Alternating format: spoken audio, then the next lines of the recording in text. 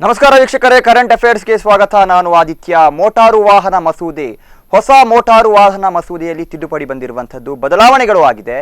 ಸಾರಿಗೆ ಅಥವಾ ಸಂಚಾರಕ್ಕೆ ಸಂಬಂಧಪಟ್ಟ ಹಾಗೆ ಕೇಂದ್ರ ಸರ್ಕಾರದ ಒಂದು ಅನುಮತಿಯ ಮೇರೆಗೆ ಈಗಾಗಲೇ ಹೊಸ ಮಸೂದೆಯನ್ನ ಕೂಡ ರೂಪಿಸಿದ್ದಾರೆ.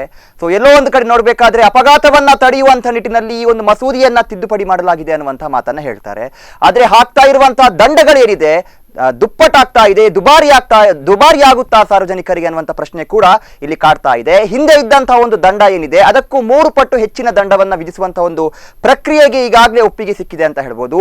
ಇನ್ನೇನು ರಾಷ್ಟ್ರಪತಿಯವರ ಅಂಕಿತದ ಬಳಿಕ ಇದೊಂದು ಕಾರ್ಯರೂಪಕ್ಕೆ ಬರಲಿಕ್ಕೆ ಇರುವಂತದ್ದು. ಆದ್ರೆ ಇದರ ಮಧ್ಯೆ ಸಾರ್ವಜನಿಕರ ಮಧ್ಯೆಯಲ್ಲಿ ಸಾಕಷ್ಟು ಪ್ರಶ್ನೆಗಳು ಕಾಡ್ತಾ ಇದೆ.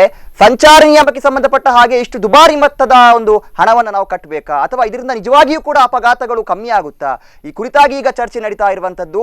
ಇವತ್ತಿನ ನಮ್ಮ ಕಾರ್ಯಕ್ರಮ ಕೂಡ ಈ ವಿಚಾರವಾಗಿ ಸಾಗುತ್ತೆ.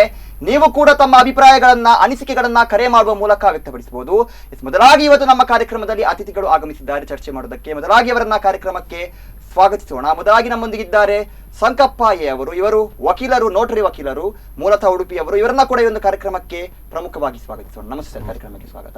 ಹಾಗೂ ನಮ್ಮೊಂದಿಗಿದ್ದಾರೆ ರಾಘವೇಂದ್ರ ಕರ್ವಾಲ್ ಅವರು, ಸಾಮಾಜಿಕ ಚಿಂತಕರು ಮತ್ತು ಸಮಾಜ ಸೇವಕರು. ಇವರನ್ನ ಕೂಡ ಈ ಒಂದು ಕಾರ್ಯಕ್ರಮಕ್ಕೆ ಸ್ವಾಗತಿಸೋಣ. ನಮಸ್ತೆ ಸರ್, ಕಾರ್ಯಕ್ರಮಕ್ಕೆ ಸ್ವಾಗತ. ಹಾಗೂ ನಮ್ಮೊಂದಿಗಿದ್ದಾರೆ ಈಗಾಗಲೇ ಹೇಳಿದ ಹಾಗೆ ಮನೋಜ್ ಕಡ್ಬಾ ಅವರು ನಮ್ಮೊಂದಿಗಿದ್ದಾರೆ. ಇವರನ್ನ ಕೂಡ ಪ್ರಮುಖವಾಗಿ ಒಂದು ಕಾರ್ಯಕ್ರಮಕ್ಕೆ ಸ್ವಾಗತಿಸೋಣ. JCI ತರಬೇತುದಾರರು, ಇವರನ್ನ ಕೂಡ ಕಾರ್ಯಕ್ರಮಕ್ಕೆ ಸ್ವಾಗತಿಸೋಣ. ಪ್ರಮುಖವಾಗಿ ಸಂಕಪ್ಪ ಅವರು ಈಗಾಗಲೇ ಹೇಳಿದ ಹಾಗೆ ಎಲ್ಲೋ ಒಂದು ಕಡೆ 1988ರ ಬಳಿಕ ಈ ಒಂದು ಮಸೂದೆಗೆ ಮತ್ತೆ ಒಂದು ರೀತಿಯ ತಿದ್ದುಪಡಿಗೆ ಅವಕಾಶ ಅನ್ನುವಂಥದ್ದು ಸಿಕ್ಕಿದೆ. ಸಂಚಾರದಲ್ಲಿ ಆಗುವಂತಹ ಅಪಘಾತಗಳಾಗಿರ್ಬೋದು ಅಥವಾ ಸಂಚಾರಿ ನಿಯಮಗಳನ್ನ ಉಲ್ಲಂಘಿಸಬಾರದು ಅನ್ನುವಂಥ ನಿಟ್ಟಿನಲ್ಲಿ ಇದನ್ನ ಕಾರ್ಯರೂಪಕ್ಕೆ ತಂದಿದ್ದಾರೆ. ಆದರೆ ಎಲ್ಲೋ ಒಂದು ಕಡೆ ಇದಾದ ಬಳಿಕ ಸಾರ್ವಜನಿಕ ವಲಯದಲ್ಲಿ ತುಂಬಾ ದುಬಾರಿ ಆಗುತ್ತೆ ಅನ್ನುವಂಥ ಪ್ರಶ್ನೆಗಳು ಕೂಡ ಕಾಡ್ತಾ ಇದೆ. ಈ ಕುರಿತಾಗಿ ಏನ್ ಹೇಳ್ತೀರಾ? ಸೆಂಟ್ರಲ್ ಗವರ್ಮೆಂಟ್, ಕೇಂದ್ರ ಸರ್ಕಾರ ಏನು ಇದು ತಿದ್ದುಪಡಿ ಮಾಡಲಿಕ್ಕೆ ಹೊರಟಿದೆಯೋ ಇದು ನಿಜವಾಗಿ ಸ್ವಾಗತಾರ್ಹವಾದಂಥ ವಿಷಯ. ಇದರಿಂದ ಜನಸಾಮಾನ್ಯರಿಗೆ ಒಳ್ಳೆದಾಗುತ್ತದೆ ಹೊರತು ಕೆಟ್ಟದಾಗುವ ಪ್ರಶ್ನೆಯೇ ಇಲ್ಲ. ಕಾರಣ ಏನಂತ ಹೇಳಿದ್ರೆ, ಈಗ ಫಾರ್ ಎಕ್ಸಾಂಪಲ್ ಒಬ್ಬನಿಗೆ ಲೈಸೆನ್ಸ್ ಇರುವುದಿಲ್ಲ, ಲೈಸೆನ್ಸ್ ಇಲ್ಲದೆ ಚಲಾವಣೆ ಮಾಡಿಕೊಂಡು ಹೋಗ್ತಾನೆ, ಆಗ ಅಪಘಾತವಾಗ್ತದೆ. ವಿಮಾ ಕಂಪನಿಯವರು ಕೊಡ್ಲಿಕ್ಕೆ ಬರೋದಿಲ್ಲ. ಹಾಗಾದ್ರೆ ಅವನನ್ನು ಹೊಂದಿಕೊಂಡಿರುವಂತ ಅವನ ಹೆಂಡತಿ ಮಕ್ಕಳಿಗೆ ಯಾರು ಜವಾಬ್ದಾರರು? ಆ ಎಲ್ಲವನ್ನೂ ಸಂಪೂರ್ಣವಾಗಿ ಅರಿತು ಜನಸಾಮಾನ್ಯರನ್ನ ಅವರ ತೊಂದರೆ ಬರದ ರೀತಿಯಲ್ಲಿ, ಅವರನ್ನು ಹೊಂದಿಕೊಂಡಿರುವವರಿಗೆ, ಅವರ ಲೀಗಲ್ ರೈಟ್ಸ್ಗೆ ಅಥವಾ ಡಿಪೆಂಡೆನ್ಸ್ಗೆ ತೊಂದರೆ ಬರದ ರೀತಿಯಲ್ಲಿ ಆಗಬೇಕು ಅನ್ನೋ ಉದ್ದೇಶದಿಂದ ಮತ್ತು ಎಲ್ಲ ಪ್ರಜೆಗಳ ಹಿತರಕ್ಷಣೆಯಿಂದಗೋಸ್ಕರವಾಗಿ ಈ ಒಂದು ಮಸೂದೆಯನ್ನು ಮಾಡಿದ್ದಾರೆ. ಎಲ್ಲೊಂದ್ ಕಡೆ ಸರ್ಕಾರ ನಿಯಮವನ್ನ ಜಾರಿ ಮಾಡುವಂತದ್ದು, ಆದ್ರೆ ಸಾರ್ವಜನಿಕರು ಇದಕ್ಕೆ ಪ್ರತಿಭಟನೆಯನ್ನ ಮಾಡ್ತಾರೆ ಅನ್ನುವಂತ ನಿರೀಕ್ಷೆ ಕೂಡ ಇದೆ ಸರ್. ಎಲ್ಲೊಂದ್ ಕಡೆ ತುಂಬಾ ದುಬಾರಿ ಆಗ್ತಾ ಇದೆ ಈ ದಂಡಗಳು ಅನ್ನುವಂತ ನಿಟ್ಟಿನಲ್ಲಿ ಬೇರೆ ಯಾವುದು ಮಾರ್ಗಗಳಿಲ್ವಾ ಅಪಘಾತಗಳನ್ನ ತಡೆಯುವಂತ ನಿಟ್ಟಿನಲ್ಲಿ? ಬೇರೆ ಮಾರ್ಗಗಳು, ಅಪಘಾತ ತಡೆಯುವಂತ ಮಾರ್ಗಗಳು 2. ಒಂದು ವೆಹಿಕಲ್ಗೆ ಸಂಬಂಧಪಟ್ಟ ದಾಖಲಾತಿಗಳು, 2 ರಸ್ತೆ. ಇದು 2 ಬಿಟ್ಟು ಮತ್ತೆ ಯಾವುದೇ ಇದಿಲ್ಲ. ವೆಹಿಕಲ್ ಅನ್ನು ಸವಾರಿ ಮಾಡುವವರಿಗೆ ರಸ್ತೆ ಬೇಕೆ. ರಸ್ತೆಯು ಒಳ್ಳೆದಿದ್ರೆ ಯಾವ ವಾಹನಗಳು ಅಪಘಾತ ಆಗುದಿಲ್ಲ. ಆದ್ದರಿಂದ ಸರ್ಕಾರ ಏನ್ ಮಾಡ್ಬೇಕಂದ್ರೆ, ಪ್ರಥಮವಾಗಿ ರಸ್ತೆಯನ್ನು ಕೂಡ ಒಳ್ಳೆಯ ರೀತಿಯಲ್ಲಿ ರೂಪಿಸುವಲ್ಲಿ ಕ್ರಮ ಕೈಗೊಳ್ಬೇಕು. ಇದು 1ನೇದು. 2ನೇದು, ಈಗ ಅವರು ಏನು ಇಂಟ್ರೊಡ್ಯೂಸ್ ಮಾಡಿದ್ರು ನೋಡಿ, ವಾಹನ ಚಲಾಯಿಸುವ ಸಂದರ್ಭದಲ್ಲಿ ಅವನಿಗೆ ಲೈಸೆನ್ಸ್ ಇರೋದಿಲ್ಲ, ಅಥವಾ ಹೆಲ್ಮೆಟ್ ಹಾಕದೆ ಹೋಗ್ತಾನೆ, ಹೆಲ್ಮೆಟ್ ಅನ್ನು ಕೈಯಲ್ಲಿ ಹಿಡಿದು ಹೋಗ್ತಾನೆ. ಇದೆಲ್ಲ ಏನಾಗ್ತದೆ? ಇದೆಲ್ಲ ನೆಗ್ಲಿಜೆನ್ಸ್. ಇದನ್ನೆಲ್ಲ ಕಂಟ್ರೋಲ್ ಮಾಡಬೇಕಾದ್ರೆ ಒಂದು ಸೂಕ್ತವಾದ ಕ್ರಮವನ್ನು ಕೈಗೊಳ್ಬೇಕಾಗ್ತದೆ. ಜನರ ಹಿತರಕ್ಷಣೆಯನ್ನು ಮೇಯ್ನ್ ಆಗಿಟ್ಟುಕೊಂಡು ವಾಹನದಿಂದ ಉಂಟಾಗುವಂತ ತೊಂದರೆಗಳನ್ನ ಕ್ರಮಬದ್ಧವಾಗಿ ಕಂಟ್ರೋಲ್ ತರೋದಕ್ಕೋಸ್ಕರವಾಗಿ ಈ ಒಂದು ಕ್ರಮವನ್ನು ಕೈಗೊಂಡಿದ್ದಾರೆ. ಇದು ನಿಜವಾಗಿ ಸ್ವಾಗತಾರ್ಹವಾದಂತ ವಿಷಯ. ಶಿಸ್ತನ್ನ ಕಾಪಾಡುವಂತ ನಿಟ್ಟಿನಲ್ಲಿ ಕಠಿಣವಾದ ಕ್ರಮವನ್ನ ತೆಗೆದುಕೊಂಡು ಬರಬೇಕಾಗಿರುವ. ಹೌದು, ನಿಜವಾಗಿ. ಸಾರ್ವಜನಿಕರಿಗೆ ಇದು ದುಬಾರಿ ಆದ್ರೂ ಪರವಾಗಿಲ್ಲ, ರಕ್ಷಣೆ ರಕ್ಷಣೆ ಬೇಕೇ. ಮನೋಜ್ ಅವರು ಈಗಾಗಲೇ ಹೇಳಿದ ಹಾಗೆ ಜನರ ವಿರೋಧಕ್ಕೆ ಇದು ಕಾರಣವಾಗುತ್ತಾ ಅನ್ನುವಂಥ ವಿಚಾರವನ್ನ ಕೂಡ ನಾನು ಮಾತನಾಡ್ತಾ ಇದ್ದೆ. ನಿಯಮಗಳನ್ನ ಜಾರಿಗೆ ತರುವಂತದ್ದು ದೊಡ್ಡ ವಿಚಾರ ಅಲ್ಲ, ಆದ್ರೆ ಜನರಿಗೆ ಅದನ್ನ ತುಂಬಲಾಗುವಂತ ವಿಚಾರಗಳು ಇದೆಯಾ ಅನ್ನುವಂಥದ್ದನ್ನ ಕೂಡ ನೋಡ್ಬೇಕಾಗಿರುವಂತದ್ದು ಕೂಡ ಅಗತ್ಯವಾಗಿರುತ್ತೆ. ಎಲ್ಲೋ ಒಂದು ಕಡೆ ನಮ್ಮ ಸಾರಿಗೆ ಸಚಿವರು ಹೇಳ್ತಾರೆ, ಅಪಘಾತಗಳನ್ನ ತಡೆಯುವಂತ ನಿಟ್ಟಿನಲ್ಲಿ ಈ ಕ್ರಮವನ್ನ ಜಾರಿ ಮಾಡಿದ್ದೀವಿ ನಾವು ಅಂತ.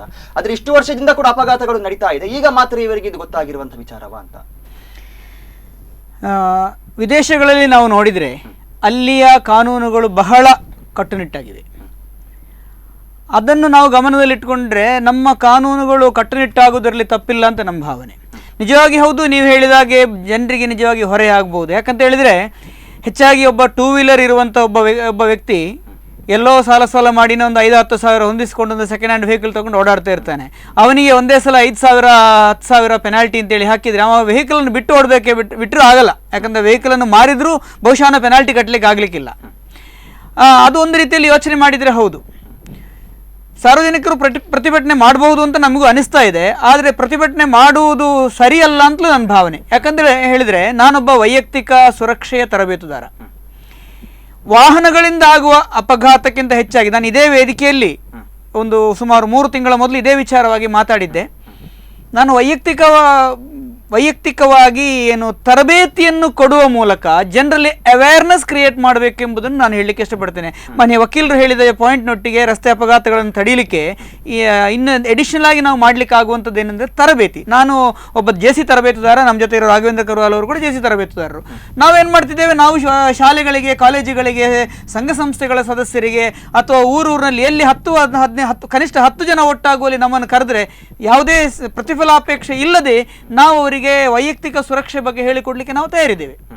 ಇಲ್ಲಿ ಏನಾಗುತ್ತೆ ಅಂತ ಹೇಳಿದ್ರೆ, ಹೆಲ್ಮೆಟ್ ತಲೆಯಲ್ಲಿ ಹಾಕೊಳ್ಳೋದು ಪೊಲೀಸರಿಗೋಸ್ಕರ ಎಂಬ ಭಾವನೆ ನಮ್ಮ ಜನರಲ್ಲಿ ಒಳಗಡೆಯಿಂದ ಬರ್ತಾ ಇಲ್ಲ. ಪೊಲೀಸರನ್ನು ನೋಡಿದ ತಕ್ಷಣ ಕೈಯಲ್ಲಿದ್ದ ಹೆಲ್ಮೆಟ್ ತಲೆಗೆ ಬರುತ್ತೆ, ಪೊಲೀಸರು ಆಚೆ ಹೋದ ತಕ್ಷಣ ಮತ್ತೆ ಪುನಃ ಹೆಲ್ಮೆಟ್ ಕೈಗೆ ಬರುತ್ತೆ ಅಥವಾ ಕಾಲು ಬುಡಕ್ಕೆ ಬರುತ್ತೆ. ಇದನ್ನು ಹೋಗಲಾಡಿಸಬೇಕು. ತಲೆ ನನ್ನದು. ಮೊಬೈಲ್ ನಾವು ತಗೊಳ್ತೇವೆ, ಈ ಮೊಬೈಲ್ಗೆ ನಾವು ಎಷ್ಟೋ ಕಾಸ್ಟ್ಲಿಯ ಕವರನ್ನು ಹಾಕ್ತೀವಿ ನಾವು. ಯಾಕಂದರೆ ಮೊಬೈಲ್ನ ಬೆಲೆಗಿಂತ ಚೀಪರ್ ಆಗಿರುವಂಥ ಒಂದು ಕವರನ್ನು ಹಾಕ್ಕೊಂಡು ಮೊಬೈಲ್ನ ರಕ್ಷಣೆಯನ್ನು ನಾವು ಮಾಡ್ತೀವಿ.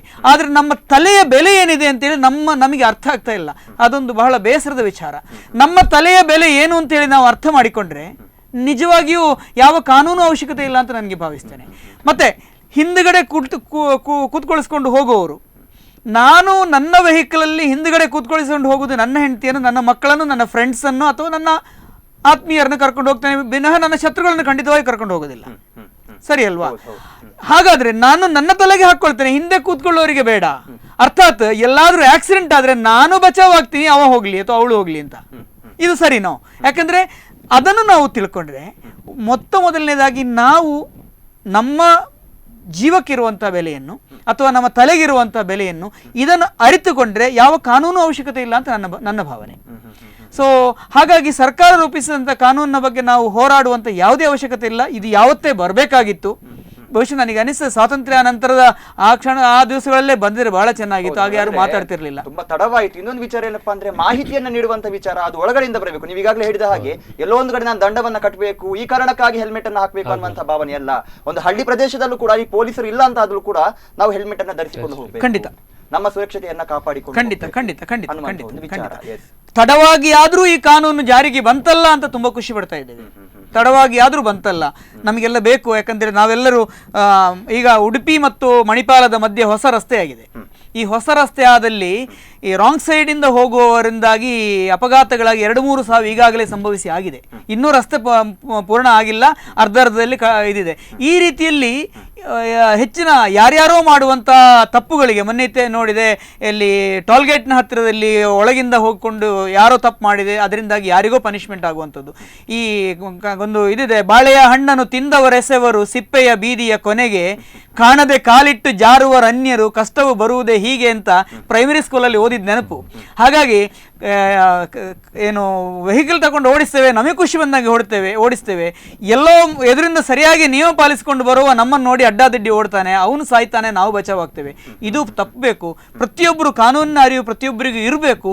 ಕಾನೂನಿನ ಪ್ರಕಾರ ವೆಹಿಕಲ್ ಚಾಲನೆ ಮಾಡಿಕೊಂಡು ಇನ್ನೊಬ್ಬರ ಪ್ರಾಣವನ್ನು ಮಾತ್ರ ಅಲ್ಲ, ನಮ್ಮ ಪ್ರಾಣವನ್ನು ಸಹಿತ ಉಳಿಸಿಕೊಳ್ಳುವಂತ ನಾವು ಗಮನ ಹರಿಸಬೇಕು ಅಂತ ನನ್ನ ಭಾವನೆ. ಕರೆ ಇದೆ, ಕರೆಯನ್ನು ಸ್ವೀಕರಿಸೋಣ. ಹಲೋ, ನಮಸ್ತೆ. ಹಲೋ, ನಮಸ್ತೆ.